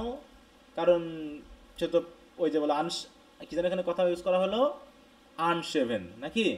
হ্যাঁ, আনশেভেন মানেই এলোমেলো, পোশাক আশাক থেকে শুরু করে চুল টুল সব disheveled appears. His appearance and demeanour suggest moral decay and seediness. ও ছাড়া হচ্ছে with a pocket full of currants. তাহলে কুরেন্টস মানে কি হচ্ছে? অদ্ভুত সব জিনিসপত্র। হ্যাঁ, বলছে দেখো, he carries exotic goods hinting at commerce and trade, but also a subtle symbol of physical temptation and decadence. মানে তার পোশাক আশাকে, তার পকেট টকেট এত পরিমাণে জিনিসে ভর্তি, যেন সে একজন ব্যবসায়ী। তো ব্যবসায়ী, তার ভিতরে যেন মানবিকতা বোধ নেই। হ্যাঁ, তার একটাই চিন্তা কি? বিজনেস, টাকা পয়সা, এই সকল জিনিস। তার কাজই হচ্ছে কি? সবসময় বিজনেস নিয়ে ভাবা। এবং এখানে দেখো একটা শব্দ ইউজ করা হচ্ছে CIF। এটা দিয়ে কি বোঝায়? এখানে বলছে দেখো, CIF এটা হলো সংক্ষিপ্ত রূপ হচ্ছে কি? Cost, insurance and fruit. যারা বিজনেস করে তারা কিন্তু এই শব্দগুলোর সাথে খুবই পরিচিত, বুঝতে পেরেছো? তাই বলছে CIF লন্ডন। CIF লন্ডন মানে কি? যেখানে সবসময় এই বিজনেসে ভর্তি, যেখানে বিজনেস চলে, সেখানে কি মানুষের মানবিকতা কাজ করে বলো তো? না স্যার। বিজনেস জগতে কিন্তু মানুষের মানবিকতা কাজ করে না। সেখানে সবসময় টাকা পয়সা, লাভ লসের হিসাব চলে। তাই বলছে দেখো যে CIF, দেখো ডকুমেন্টস আর সাইট, আর তার সাইটে কি? তার চোখে মুখে সবসময় ডকুমেন্ট, আর অন্য কিছু নাই। যারা সবসময় বিজনেস নিয়ে থাকে, টাকা পয়সা নিয়ে থাকে, তাদের মাথায় সবসময় ওই ডকুমেন্ট থাকে। তার চোখের সামনেও জানে শুধু ডকুমেন্ট ভাসতেছে। হ্যাঁ, তারপরে দেখো documents payable upon sight. Eliot incorporates the language of commerce to emphasize the modern world's materialism and transactional nature. মানে মডার্ন ওয়ার্ল্ড হচ্ছে কি? বস্তুবাদ, এবং হচ্ছে ট্রানজ্যাকশনাল মানে কি? অর্থনৈতিক লেনদেনের ব্যাপার। এখানে যেন কোনো মানবিকতা শূন্য। লন্ডন শহর মানেই কি? এখানে মানবিকতা যেন নেই। এখানে আছে কি? বিজনেস। এখানে আছে কি? লাইফলেসনেস। দেখো, লাইফলেসনেস। হ্যাঁ, এরকম একটা বিষয়। কারণ একদিকে কে কাকে ফোর্সফুলি, হ্যাঁ, কার কাছ থেকে কি আদায় করছে, সেগুলো এখানে আমরা পাচ্ছি। তো এখানে যে থিমেটিক আইডিয়াটা বলা হয়েছে, কোথায় গেল আবার লাইনটা শেষ করিনি আমরা, না? এম হচ্ছে আস্ক মি ইন ডেমোটিক ফ্রেন্স। ডেমোটিক মানে কি? ডেমোটিক মানে হচ্ছে খুবই নর্মাল যে ফ্রেন্স ওয়ার্ড, এগুলোকে আস্ক মানে বলা, আমাকে বললো। ফ্রেন্সে কি বললো? To luncheon at the Cannon Street hotel. Cannon Street হোটেলে আমাকে লাঞ্চনের জন্য সে আমাকে বলেছিল। কে বলেছিল বলো? দাওয়াত দিয়েছিল কে? সবাই কি শুনতে পাচ্ছ আমাকে? আর মিস্টার সে স্পিকারকে দাওয়াত দিয়েছিল ক্যানন স্ট্রিট হোটেলে। ক্যানন স্ট্রিট হোটেলে কি করবে? দুপুরের লাঞ্চন করবে। শুধু ওই followed by a weekend at the metropolis. শুধু আমাকে যে ক্যানন স্ট্রিট হোটেলে দাওয়াত দিয়েছিল তা না, বরং আমাকে মেট্রোপলিসে উইকেন্ডের দিনও দাওয়াত দিয়েছিলেন। যে ছুটির দিন যেদিন থাকবে সেদিনও যেন আমি তার সাথে যাই, গিয়ে তার সাথে আমি সময় কাটাই। ঠিক আছে তো? তো এখানে এই হোটেল, এই মেট্রোপলিস, এগুলো হচ্ছে কি? এগুলো হচ্ছে কি শহর এরিয়া না বলো তো? এটা কি নেচার না? এটা হচ্ছে কি সময় তারা কাটাবে কোথায়? কাটাবে প্রকৃতির মধ্যে না, তারা সময় কাটাবে হোটেলে, তারা সময় কাটাবে বড় বড় শহরে, যেখানে কি থাকে, যেখানে কি নেচার থাকে বলো, সেখানে নেচার নেই, সেখানে মানুষের মধ্যে মানবিকতা নেই, সেখানে আছে কি অর্থনীতি, টাকা, টাকার হিসাবপত্র। আর এখানে আরেকটা শব্দ এখানে ইউজ করা হয়েছে, সেটা যদি একটু এখানে দেখো, যে এই জায়গায় দেখো, he invites the speaker to lunch and possibly to a weekend of questionably moral implication. কিভাবে? These are real London hotels often associated with social and sexual, দেখো রন্দেভাস, হ্যাঁ, বা রনদীপস বলা হয় এটাকে। রনদীপস মানে কি একটা হইচই, আঙ্গামা চাঙ্গামা এরকম আর কি। The invitation carries undertones of seduction and moral degradation. এই জাতীয় যারা বিজনেস, যারা বড় বড় পার্টি, যারা বড় বড় মানে কি বলবো বিজনেসম্যান, তারা যেখানে প্রোগ্রাম করে সেখানে কি কি থাকে বলো তো? ওই প্রোগ্রামে আলু ভর্তা ডাল বলো না স্যার, না স্যার, কি থাকে? ওয়াইন, ওয়াইন ওয়াইন, থাকে, লেডি, নারী থাকে, লেডি, তাই তো? হ্যাঁ, পরে গেম, পরে যে জুয়া টাইপের যে গেমগুলো, অনেক এগুলো তো কিছু থাকে। তা সেগুলো কি বোঝাচ্ছে? মডার্ন যুগের, তাই তো, ব্যবসায়িক মানুষদের। দেখো এখানে বলছে the entire passage presents a darkly ironic image of modern urban life where mythic violence, যেখানে মিথোলজিক্যাল ভায়োলেন্স আমাদের মডার্ন ভায়োলেন্সকে নির্দেশ করছে। দেখো, through modern encounters and commerce, sex, spiritual emptiness replace meaningful relationship or values. হ্যাঁ, যেখানে সে কি করা হয়, এই যে বড় বড় প্রোগ্রামগুলোতে, এখানে আর ওই মেয়েরা জাগ জাগ বলে চিৎকার করে না, কারণ তারা তো আর ফোর্সফুলি হয় না, রুডলি ফোর্সড হয় না, তারা ওখানে অর্থনীতির জন্যই নিজেদেরকে কি করে ওখানে বিক্রি করে দেয়, হয় না এরকম ব্যাপারটা বলো? তারা তো আর ফোর্সফুলি যায় না ওখানে, তারা অর্থনীতির জন্যই যায়, যেগুলো বড় বড় নাম করা সেলিব্রিটিদের কি বৈশিষ্ট্য নাকি? বাংলাদেশের সেলিব্রিটি মানে কি অধিকাংশ ক্ষেত্রে কি দেখা যায় বলো? স্যার এইগুলোর সাথে রিলেটেড। হ্যাঁ, এইগুলোর সাথে ওরা রিলেটেড। বিভিন্ন হোটেলে যাওয়া, সেখানে প্রোগ্রামে যাওয়া, হ্যাঁ, নেশা করা, বড় বড় ব্যবসায়িকদের সাথে সময় কাটানো, এগুলো হচ্ছে আধুনিক, হ্যাঁ, বিনোদনের একটা পার্ট, ডেইলি ওয়ার্ক রুটিন। তো এখানে বলছে এরপর আরো যেটা আসবে সেটা আরো একদম খোলামেলা কথা বলবে এবার, হ্যাঁ, যে আসলে আমরা কেমন। তাই বলছে দেখো এখানে ক্রিটিক্যাল অ্যানালাইসিসের এই অংশটা যদি দেখি, মূলত ওভারঅল ইমপ্লিকেশন কি এখানে বলছে, the spaces the nightingale's forced call symbolize the suppression of beauty and innocence where the unreal city represent the moral and existential dislocation of modern. দেখো যে মিথোলজিক্যাল ওই অংশে সে নাইটিঙ্গেল হয়েও সে কি করছে, তার বিষয়গুলোকে রিপ্রেজেন্ট করছে, তুলে ধরতে যাচ্ছে, সে তার শব্দগুলোকে ফোর্সফুলি বার করছে, হ্যাঁ। কিন্তু এখানে যেটা ঘটে সেখানে কি, সেখানে সব কিছু গোপনেই ঘটে। বলছে the merchant's presence introduce the global commerce and capitalism as factor shaping this fractured world and the superficial invitation exemplifies the shallow transactional relationship. এই যে আমাকে যে সে দাওয়াত দিয়েছে, এ কি কোন বন্ধুত্বের দাওয়াত দিল? সে আমাকে বলো, এই ক্যানন হোটেলে, মেট্রোপলিসে যে দাওয়াত দিয়েছে, দাওয়াতগুলো কিসের উদ্দেশ্যে? সে আমাকে খুব ভালোবাসে, সে আমার বড় বন্ধু, সে আমার খুব কাছের লোক, এর জন্য বলো? না স্যার। নাকি ট্রানজাকশনে লাভ হয়েছে এই জন্য সে আমাকে দাওয়াত দিয়েছে? বলো, আমার সাথে বিজনেস করতে পারবে না? এদের সাথে সম্পর্ক, জি স্যার, বিজনেস আজকে সম্পর্ক আছে, কালকে সম্পর্ক নাই। কারণ কি, আজকে ডিল হয়েছে ভালো, দুই পক্ষেরই লাভ নাকি? এই জন্যই সে বিশাল হোটেলে আমাকে দাওয়াত দিয়েছে, যেখানে বিশাল একটা প্রোগ্রাম হবে, হ্যাঁ। আর যদি লাভ না হতো, ডিল যদি ভালো না হতো, তাহলে কি দাওয়াত দিত? তাহলে এই যে দাওয়াত, এই যে ইনভাইটেশন, এগুলোর মধ্যে কি আসলে কোনো স্পিরিট আছে, ভালোবাসা আছে, আন্তরিকতা আছে বলো, ওয়ার্মথ আছে? এগুলো কিন্তু আসলে কিছুই নেই।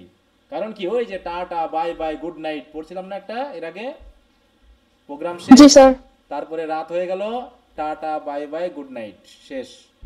বিজনেস যদি মার খায়, পরে খুনাখুনিও হয়ে যেতে পারে, কোনো সম্পর্ক এখানে খাটবে না। তো এরকম বিষয়গুলোকে মানে একটু মানে কি বলবো, ফ্র্যাগমেন্টেড হলেও বিষয়গুলোকে আমাদের একটু এইভাবেই রিপ্রেজেন্ট করে নিতে হবে। এরপর বলছে কি দেখো, অ্যাট দ্য ভায়োলেট আওয়ার, শব্দগুলো একটু খেয়াল করো, যে সিম্পল শব্দ ইউজ করছে না, ওর ভিতর দিয়ে কোনো সিম্বলিক্যাল মিনিং যেন সে বোঝাতে যাচ্ছে। দেখো বলছে at the violet hour when the eyes and back turn upward from the desk। Violet hour মানে কি, যখন প্রকৃতি ভায়োলেট কালার ধারণ করে। কখন? বিশেষ করে সন্ধ্যা বা বিকালের দিকে না, যখন আমরা কি কি করি, ডেস্ক থেকে উঠি, মানে আমাদের কাজের সময় শেষ হয়ে যায়। বলছে when the eyes and back turn upward from the desk, সারাদিন ডেস্কের দিকে চোখ দিয়ে পিঠ বাঁকা করে কাজ করেছি, তারপর যখন বিকেল হয়ে আসলো তখন আমরা করছি কি, eyes and back turn upward from the desk, আমরা ডেস্ক থেকে আমাদের চোখকে আপাতত তুলছি। When the human engines wait, আর ওদিকে আমাদের হিউম্যান ইঞ্জিন কি করছে, ওয়েট করছে, like a taxi throbbing waiting. হ্যাঁ, যেমন করে বাড়িতে যেমন কোনো ট্যাক্সি বাইরে হয়তো দাঁড়িয়ে আছে কিন্তু ট্যাক্সির ইঞ্জিন চলছে, বুঝতে পেরেছ? তেমনিভাবে কাজ শেষ হলেও আমাদের হিউম্যান ইঞ্জিন কি বন্ধ হয় বলো তো? বলো, কাজ শেষ, কাজ তো শেষ, কিন্তু আরো কত কাজ বাকি। হ্যাঁ, সেই কাজের জন্য আমাদের হিউম্যান ইঞ্জিন কি মানে চলছে। হ্যাঁ, like a taxi throbbing waiting, মানে যে ট্যাক্সিটা দাঁড়িয়ে আছে কিন্তু চলছে। বলছে আই টাইরিসিয়াস, টাইরিসের কথা মনে আছে? জি স্যার, ব্লাইন্ড প্রফেট, দো ব্লাইন্ড, আমি ব্লাইন্ড হলেও থ্রবিং বিটুইন টু লাইফস, আমি তো আমার দুইটা জীবনের অভিজ্ঞতা নিয়ে এখনো থ্রবিং করতেছি। হ্যাঁ, সে কি কি জীবন ফিল করেছে, নারী এবং পুরুষ, তাই তো, উভয়ের জীবন। তাই বলছে old man with wrinkle female breast, তাহলে কি ওল্ড ম্যান কিন্তু তার আছে কি wrinkle female breast, can see at the violet hour, সে কি করতে পারে, সে দেখতেছি কি, সে দেখতে পারে। ক্যান সি মানে কি, সে দেখতে পারে, এই দেখতে পারা মানে কি, সে ভবিষ্যৎবাণী করতে পারে। ঠিক আছে তো, সে কি করতে পারে, ভবিষ্যৎ দেখতে পারে। কখন? বিশেষ করে কোন সময়ের? অ্যাট দ্য ভায়োলেট আওয়ার, বিশেষ করে দ্য ইভিনিং আওয়ার, এই সময়ের ভবিষ্যৎবাণী সে ভালো মতো করতে পারে। সে কি ভবিষ্যৎবাণী করতে পারে তাই বলবে এখন। হ্যাঁ, that strives homeward and bring the sailor home from sea, ঠিক যে ইভিনিং সময়ে, দেখো the evening hour that strive homeward, সন্ধ্যাবেলায় মানুষ কোথায় থাকে, সব বাড়িতে ফিরে না, বলো? জি sir. Homeward and brings the sailor home from sea, এই সেলারদেরকে তারা সি থেকে বাড়িতে নিয়ে আসে। কখন? সন্ধ্যা। সন্ধ্যা হলে সবাই বাড়ি ফিরে। এখানে সেলার মানে শুধু সেলারকে বোঝাচ্ছে না, সকল কর্মীদেরকে বোঝানো হচ্ছে। সবাই যারা যারা নিজ নিজ বাড়ি ছেড়ে পরের জায়গায় কাজ করতে গিয়েছিল তারা সবাই বাড়িতে ফিরে। এমনকি দ্য টাইপিস্ট অ্যাট হোম, টাইপিস্টকে হয়তো টাইপিস্ট হিসেবে কাজ করছিল এক মেয়ে, সেও এসে বাড়িতে ফিরে আসে। বাড়িতে এসে কি করে, বাড়িতে এসে কি কাজ শেষ হয় বলো তো? অফিসের কাজ তো শেষ, অফিসের কাজ শেষ, কিন্তু বাড়িতে এসে কি করতে হয় দেখো, at tea times clear her breakfast, lights her stoves and lays out food in tins, মানে কি এসে আবার খাবার রেডি করতে হচ্ছে। ঠিক আছে তো, একজন টাইপিস্ট যে বাড়িতে, the typist home at tea time clears her breakfast, সে তার ব্রেকফাস্ট ক্লিয়ার করছে। লাইটস আর স্টোভ মানে কি, সেই সকালবেলায় ব্রেকফাস্ট করে সে বাড়িতে গিয়ে মানে অফিসে গিয়েছিল কিন্তু এখনো সেগুলো ক্লিয়ার করা হয়নি, বুঝতে পেরেছো? মানে কি তাহলে তার কি পরিবার আছে বলো? এই আধুনিক জীবনে কি মানুষের পরিবার আছে? না স্যার। হ্যাঁ, এটা বোঝাতে যাচ্ছে। কিন্তু দেখো, সে সকালে ব্রেকফাস্ট করেছিল কিন্তু ব্রেকফাস্টের প্লেট ঘটি টেবিল পরিষ্কার করার সময় হয়নি।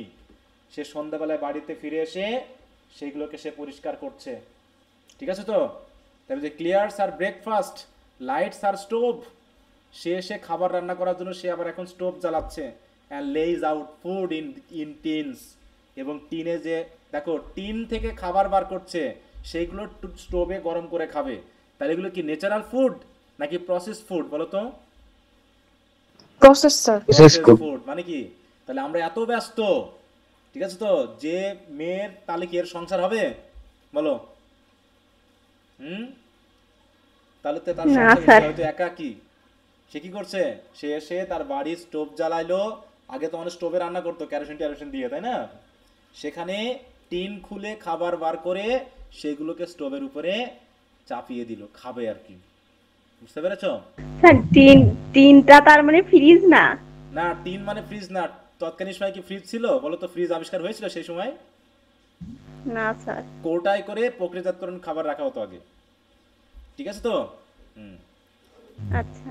এই যে ক্যান্ড ফুড বুঝো, ক্যান্ড ফুড, বিভিন্ন মাছ, ঠিক আছে তো, বিভিন্ন সামুদ্রিক এই যে ইয়া জাতীয় টুনা মাছ থাকে। হ্যাঁ, বা মাংস এই জাতীয় ক্যান্ড, এই যে ক্যান্ড ফিশ বুঝো, এই যে দেখো এই যে এরকম রাখে, বুঝতে পারছো, এরকম ক্যান করা থাকে, এই ক্যানে থাকে, এই ক্যান খুলে হ্যাঁ স্যার। মাংস, মাছ বা অন্যান্য বিভিন্ন ধরনের খাবার, এগুলোকে পরে জাস্ট রান্না করলে রেডিমেড ফুড, হ্যাঁ, রেডি টু কুক ফুড এরকম আর কি, জাস্ট গরম করলেই খাবারের মতো প্রস্তুত হয়। তাহলে কি ন্যাচারাল খাবার কি খাচ্ছি আমরা? বলো, খাইতে পারছি? না এই স্যার। মেয়েটা পারছে না, সে টিন থেকে ফুড বার করে চুলার উপরে চাপিয়ে দিচ্ছে, ঠিক আছে। অন্যদিকে কি দেখো এবার, out of the window perilously spread her drying combination touched by the sun's last rays, আর তার যত কি আছে শুকাতে দেওয়া হচ্ছে, দেখো out of the window perilously spread, মানে জানালা দিয়ে যদি বাইরে তাকাও, শুকাতে কাপড় কি করা হচ্ছে, মেলে দেওয়া হয়েছে, কিন্তু পেরিলাসলি স্প্রেড মানে কি, কাপড় তো মানুষ সুন্দর করে মেলে না, মানুষ তো মানে সুন্দর করে কাপড়গুলো মেলে দেয় নাকি, মানে দড়িতে, কিন্তু তার কাপড়গুলো কি ভালো করে মেলা হয়নি, পেরিলাস মানে কোন রকম তাড়াহুড়ো করে জড়িয়ে টড়িয়ে মেলে রেখে হয়তো বা চলে গেছিল, বুঝতে পেরেছো, সেগুলো হয়তো দেখো, her drying combinations touched by the sun's last rays, মানে কি সূর্য ডুবে যাচ্ছে, কাপড়গুলো কোন রকম ভাবে এলোমেলো করে মেলে দেওয়া আছে, আর সেই কাপড়ের মধ্যে আছে হার ড্রাইং কম্বিনেশন বলতে কি বোঝানো হচ্ছে এখানে, একটু তোমরা দয়া করে একটু দেখে নাও। এই যে দেখো বলছে হার আন্ডার গার্মেন্টস হ্যাং, দেখো dangerously out of the window to dry, তাহলে আন্ডার গার্মেন্টস বলতে কি পোশাক বোঝানো হচ্ছে নিশ্চয়ই বুঝতে পেরেছো। তাই বলছে দেখো, কোথায় ফেললাম, হ্যাঁ, her drying combinations touched by the sun's last rays, আর অন্যদিকে কি দেখো, অন দ্য ডিভান বুঝো তো, ডিভান কি, হ্যাঁ স্যার, সোফার মতো, ওইটা সোফার না? মতো যেটা বেড হিসাবেও ব্যবহার করা যায় নাকি, আচ্ছা, এই যে এইরকম, এটা ডিভান, যে ডিভানটা কি করে দেখ বলছে যে অন দ্য ডিভান আর পাইল্ড, আর ডিভানের উপরে রাখা আছে কি কি, অ্যাট নাইট আর বেড, এটাই হচ্ছে তার বেড, দেখো মানে সে কি জীবন যাপন করে চিন্তা করো, যে ডিভানটা এটাকেই সে বেড হিসেবে রাতে ইউজ করে, এটাতে বসার জন্য ব্যবহার করা হয়, আর এখানে এর উপরে আবার কি করেছে, পাইল করে রেখেছে, কি কি পাইল করে রাখছে, স্টকিংস, স্লিপার্স, দেখো কমিসোলস অ্যান্ড স্টেইজ, মানে বিভিন্ন ধরনের পোশাক তার, হ্যাঁ, পোশাকগুলো কি করা আছে ওই ডিভানের উপরে কোন রকম পাইল করে রাখা আছে, মানে কি মানুষ টাকা ইনকাম করে, এখানে বোঝানো হচ্ছে যে এই ব্যস্ততা আমাদের এত ব্যস্ত করে রাখে, অফিসে কাজ করা, এটা ওটা নিয়ে টাকা ইনকাম করা নিয়ে, যে আসলে আমরা জীবনটাকেই শেষ পর্যন্ত এনজয় করতে পারি না।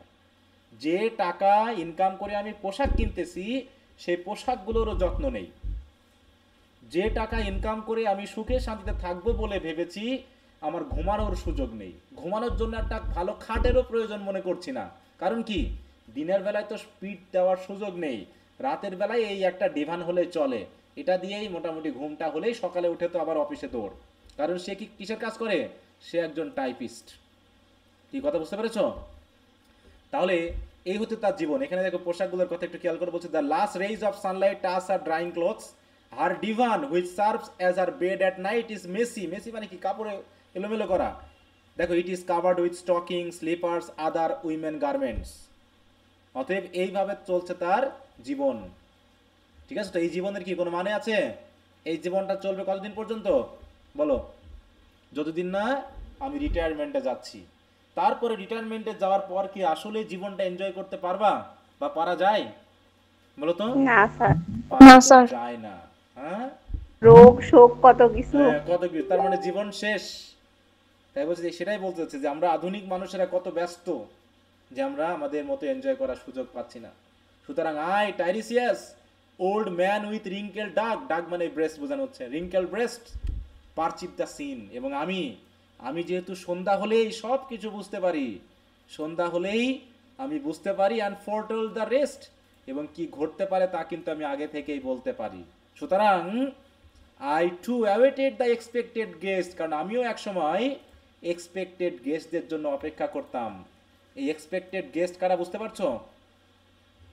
হ্যাঁ, সে এক সময় উইমেন ছিল, উইমেন যখন ছিল তাকেও কি করতে হতো, এই এক্সপেক্টেড গেটদের জন্য ওয়েট করতে হতো, যেটা পরে বলবে একটু বুঝবার শেষে। দেখো, সুতরাং এই যে দ্য টাইপিস্ট বাসায় তো চলে এসেছে, কোন রকম খাবার টাবার চড়িয়ে দিয়েছে, রাতের ঘুমের জন্য হয়তো প্রস্তুতি নিবে।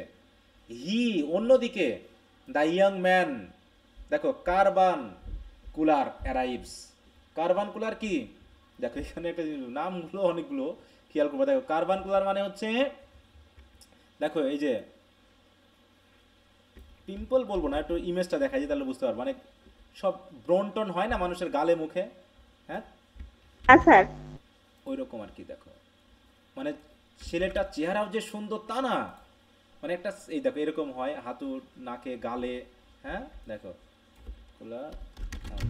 পিম্পলসের ছবি দেখার লাগতেছে না, ও আমাদের মুখেই আছে, মুখেই আছে না, এই যে দেখতে পাচ্ছ এইরকম, হ্যাঁ মুখ ভর্তি এরকম পিম্পল টিম্পল, হ্যাঁ ছেলে তাও আবার বলছে এরকম একজন ছেলে। সেও এরকমটা কখন হয় মুখে, যখন কেউ কারো যত্ন নিতে না পারে নাকি, বা যখন মানে এই পিম্পলের কিন্তু একটা মানে সেন্সুয়াল ইয়া আছে, মিনিং আছে। তা হচ্ছে he the young man carbuncular arrives, সেও বাড়িতে পৌঁছায়। সে কি আসলে a small house agent's clerk, সে একটা ছোট্ট একটা হাউস এজেন্টের ক্লার্ক মাত্র, কিন্তু চোখে মুখে with one bold stare and one of the low on whom assurance sits as a silk hat on a Bradford millionaire। হ্যাঁ, যেমন ব্র্যাডফোর্ড মিলিয়নারের মাথার উপরে সিল্ক হ্যাট থাকে, তারও ঠিক চেহারা সুরতের মধ্যে ওইরকম একটা ছোট্ট একটা অফিসে কাজ করলেও মনে হয় যেন কি সে যেন খুব বড় কোনো টাকাওয়ালা মানুষ। এইভাবে সে আসছে। অ্যারাইভস কার বাড়িতে পৌঁছালো, এই যে টাইপিস্টের বাড়িতে, হোমে, ঠিক আছে তো। The time is now propitious as he guesses. Propitious মানে কি, উপযুক্ত, হ্যাঁ এখন যেন উপযুক্ত সময়, হ্যাঁ দেখো প্রপিশাস, এবং পারফেক্ট বা এরকম আর কি। দেখো ফেভারেবল, উপযুক্ত, তাই তো, giving or indicating a good chance of success. সে ভাবতেছে এখন একটা সময়, হ্যাঁ the time is now propitious as he guesses the meal is ended. খাবার হয়ে গেল, খাবার খাওয়া হয়ে গেল নাকি, যে খাবার টাইপিস্ট রান্না করেছিল। তাহলে অফিসে কাজ করে সে বাড়িতে এসে যখন খাবার রান্না করলো, তখন তার অবস্থা কি কেমন হবে বলো। সে কি অলরেডি কি, she is bored and tired. কে এটা বোর্ড অ্যান্ড টায়ার্ড, কে, টাইপিস্ট। হ্যাঁ টাইপিস্ট। কিন্তু দেখো endeavours to engage her in caresses. ঠিক ওই সময় ছেলেটা এসে চেষ্টা করছে, দেখো এন্ডেভার্স চেষ্টা করছে কি করার জন্য, to engage her in caresses. Caresses means sir একটা রিলেশনের, রিলেশন। এই যে বলছে, হ্যাঁ বলছে দেখো he senses the time is right for a sexual encounter, কিন্তু she has eaten and now feels bored and tired. বলছে he tries to be affectionate with her, কিন্তু সে চেষ্টা করছে অ্যাফেকশনেট হওয়ার জন্য তার প্রতি, হ্যাঁ তাই বলছে এখানে, হ্যাঁ দেখো কিন্তু বলছে উইস স্টিল আর আনরিপ্রুভড। আনরিপ্রুভড মানে কি, মেয়েটা হয়তো চাচ্ছে না, আনরিপ্রুভড ইফ আনডিজায়ার্ড, হয়তো মেয়েটা চাচ্ছেও না, আবার মেয়েটা হয়তো রিপ্রুভ করছেও না, অ্যাপ্রুভও করছে না, ঠিক আছে তো। But flushed and decided he assault at once, কিন্তু ছেলেটা কি করছে, তাকে অ্যাসাল্ট করছে। এই যে বলছে flushed and decided exploring hands encounter no defence, কারণ দেখতেছে মেয়েটা হাত দিয়ে কোনোভাবে কি করছে না, তাকে ডিফেন্স করার চেষ্টা করছে না, মানে সেও প্রতিবাদও করছে না। Exploring hands encounter no defence, his vanity requires no response. আর যেহেতু মেয়েটা কোনো ডিফেন্সও করছে না, ছেলেটাও কোনো মানে কি বলবো এখানে কোনো রেসপন্স করছে না। His vanity requires no response and makes a welcome of indifference.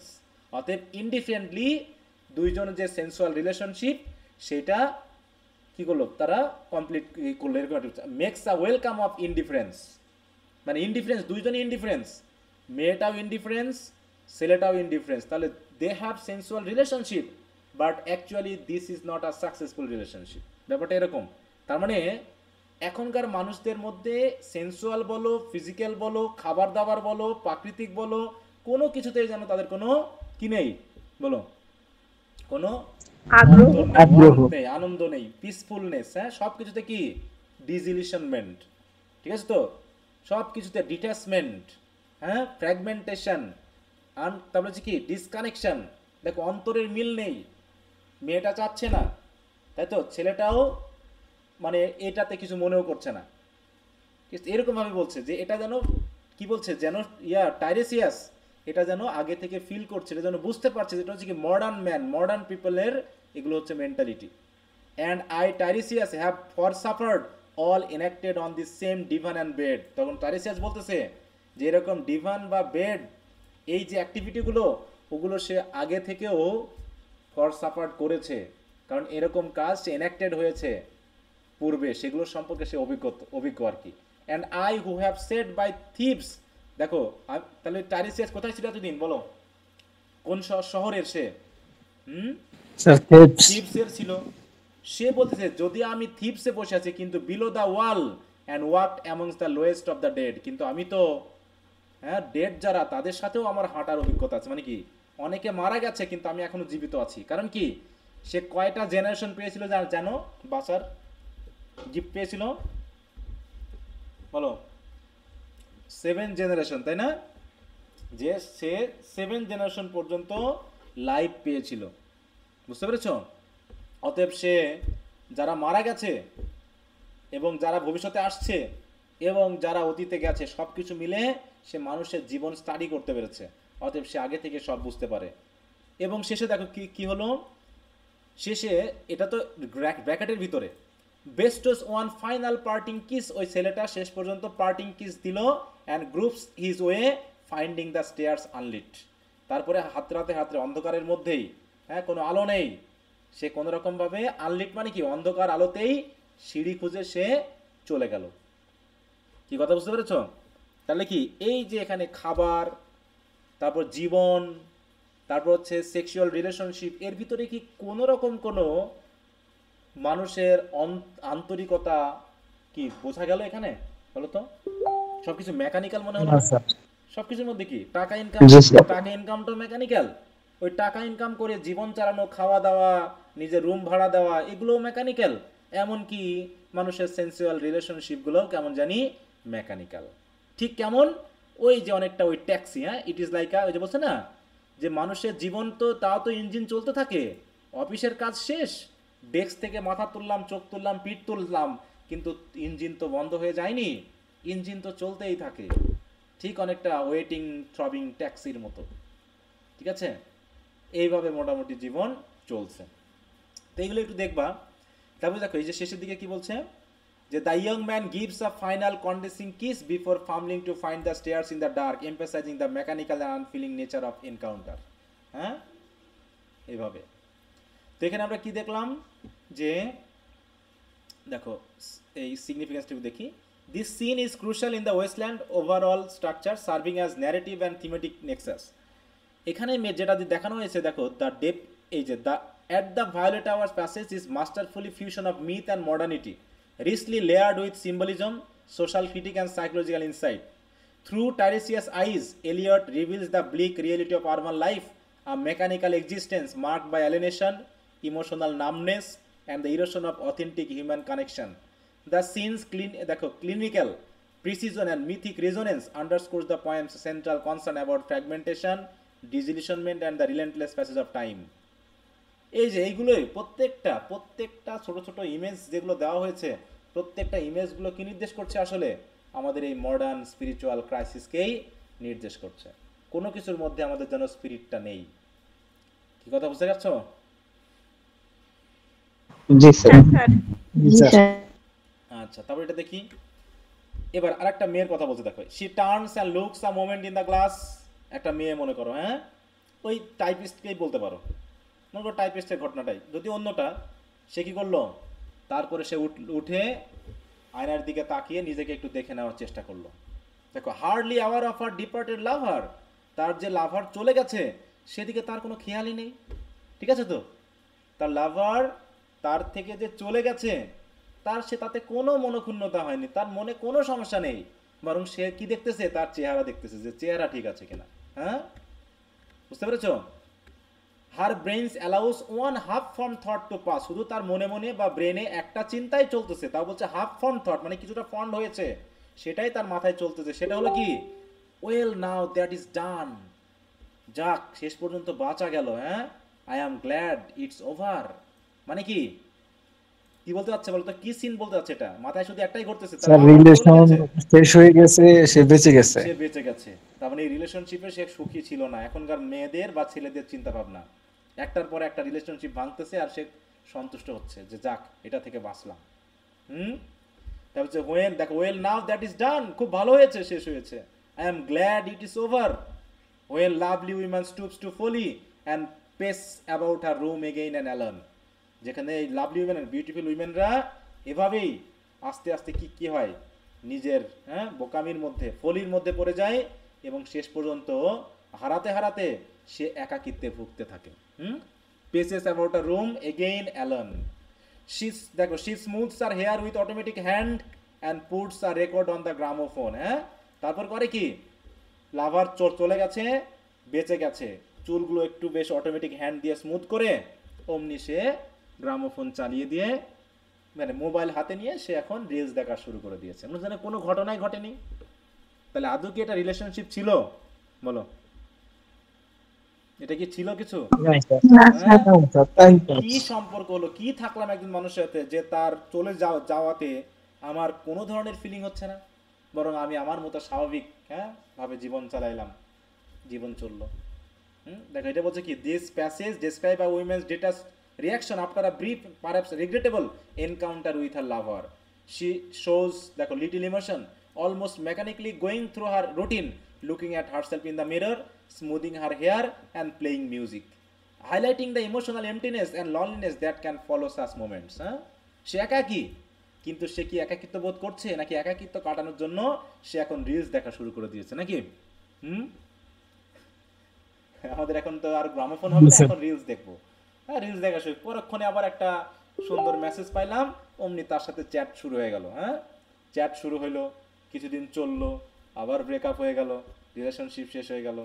Post দেবো কি বলো, পোস্টে কি এখন সিঙ্গেল, তারপরে হবে কি ইন রিলেশন, তারপরে হবে কি বলো, ব্রেকআপ কি দেওয়া যায় নাকি আবার সিঙ্গেল?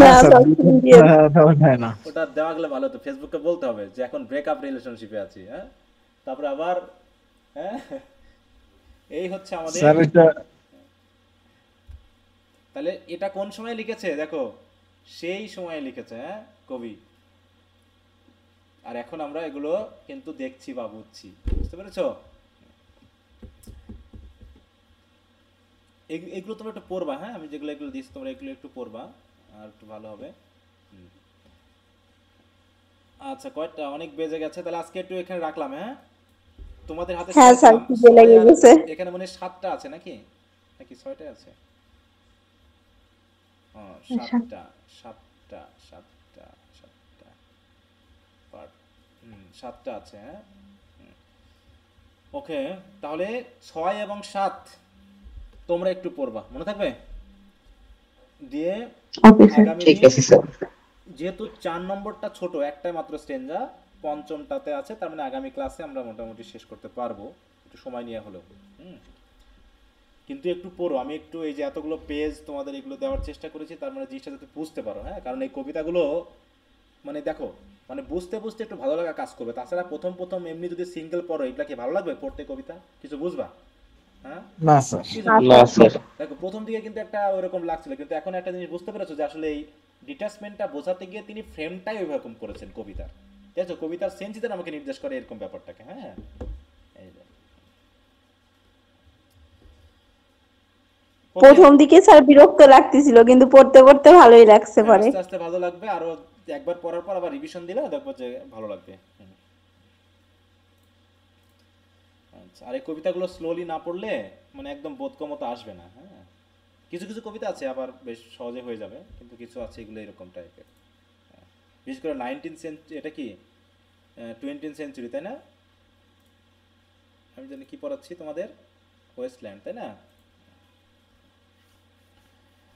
ওকে, তাহলে একটু কি কারো কোনো সমস্যা আছে? এমনিতে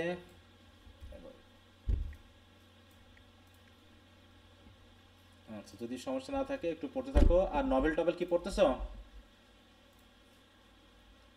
জি স্যার। জি স্যার। প্রশ্নগুলো আপডেট করে আমি কালকের মধ্যে দিয়ে দিব, যেহেতু আজকে পরীক্ষাটা হলো, তাছাড়া আমি দিয়েছিলাম, আবার ওটা করে আপডেট করে আবার দিয়ে দিব। তোমরা একটু পড়তে থাকবা, ঠিক আছে তো? যেগুলো দেওয়া হয়ে যাবে সেগুলো পড়ে নিবা। আর টেল অফ টু সিটিজের 10 তারিখ পর্যন্ত কিন্তু টাইম দেওয়া ছিল। প্রচুর পড়তে হবে, হ্যাঁ, প্রচুর পড়া কিন্তু 4th ইয়ারের। আবারও বলতেছি আমি একই ভুল কথা, হ্যাঁ স্যার বেশি পড়ে না তো, পরীক্ষার আগের দিনও তো শেষ করা যায় নাকি? ভালো রেজাল্ট করবো তাও আবার একদিনে পড়ে। তোমাদের এগুলো দেখে আমার লজ্জা লাগে এখন বলতে, যে মিলন স্যার যে কি স্যার বলে। এইগুলা একদিনে পুরো এক মাসে পরে স্যার ইংলিশে করাটা কভার আপ করাটা স্যার সম্ভব না। এগুলা যারা করে তারা এগুলো পুরাই মানে একটা ধোঁকাবাজি। ঠকাচ্ছে, তাই না? এরকম না ব্যাপারটা? এগুলো কি সম্ভব বলো তো? আর ওই যে মাদুলি টাইপের হয় না ওইরকম যে হাতে পড়াই দিচ্ছে। এবং মাদুলি তো ভালো করতেছো। স্যার অ্যাকচুয়ালি খোঁজ নিয়ে যদি মানে এরকম দেখা যায় যে 1-2 মাসে স্যার এরকম শর্ট টাইমে পড়ে কেউ ভালো রেজাল্ট আসলে সেইভাবে করে না। তার হয়তো আগে থেকে নলেজ ছিল, বা যারা করে হয়তো আগে থেকে এই ধরনের কিছু জানা ছিল, দেন একটা হয়। তো যাই হোক, সমস্যা না, পড়তে থাকো। যাদের তো ওগুলা ভালো লাগবে না, তাহলে ওখানকার অডিয়েন্স কারা এটাও তো বুঝতে হবে না, ওখানে কারা যায়। মানে আমার তো না, ওগুলো আমি যখন শুনি, মানে হঠাৎ করে ফেসবুকে আসে দেখি এগুলো, যখন মেসেজগুলো পাই, বা তখন আমার লজ্জা লাগে যে আমার ছেলে মেয়ে আমাকে কি ভাবতেছে। হ্যাঁ, আমারই তো লজ্জা লাগে যে স্যার আমি যদি বলি। আমরা বিশেষ করে ক্লাস ভাবি না আমাদের জন্য স্যার, আমরা তো লিটারেচার অ্যাকচুয়ালি পড়ার জন্য আগ্রহ। আপনার ক্লাসগুলো তো আমাদের এর জন্যই ভালো লাগে, মানে শর্টকাট না, আমরা মানে ব্যাপারগুলো পুঙ্খানুপুঙ্খিক ভাবে বুঝতে পারতেছি। আর যাদের স্যার এরকম শর্ট জিনিসগুলো ভালো লাগে, তো তাদের সার্কেলটা বা তাদের গ্রুপই আলাদা। আচ্ছা, যাও, অনেক ধন্যবাদ। না ওই জন্য, এই জন্য বলছি আর কি। আচ্ছা আচ্ছা, ঠিক আছে। তো অনেক ধন্যবাদ ক্লাস করার জন্য। তো সবাই ভালো থাকো, তাহলে আগামী ক্লাসে আবার কথা হবে। ওকে, বাই। আসসালামু আলাইকুম স্যার। ওয়ালাইকুম আসসালাম, good good night sir. Night.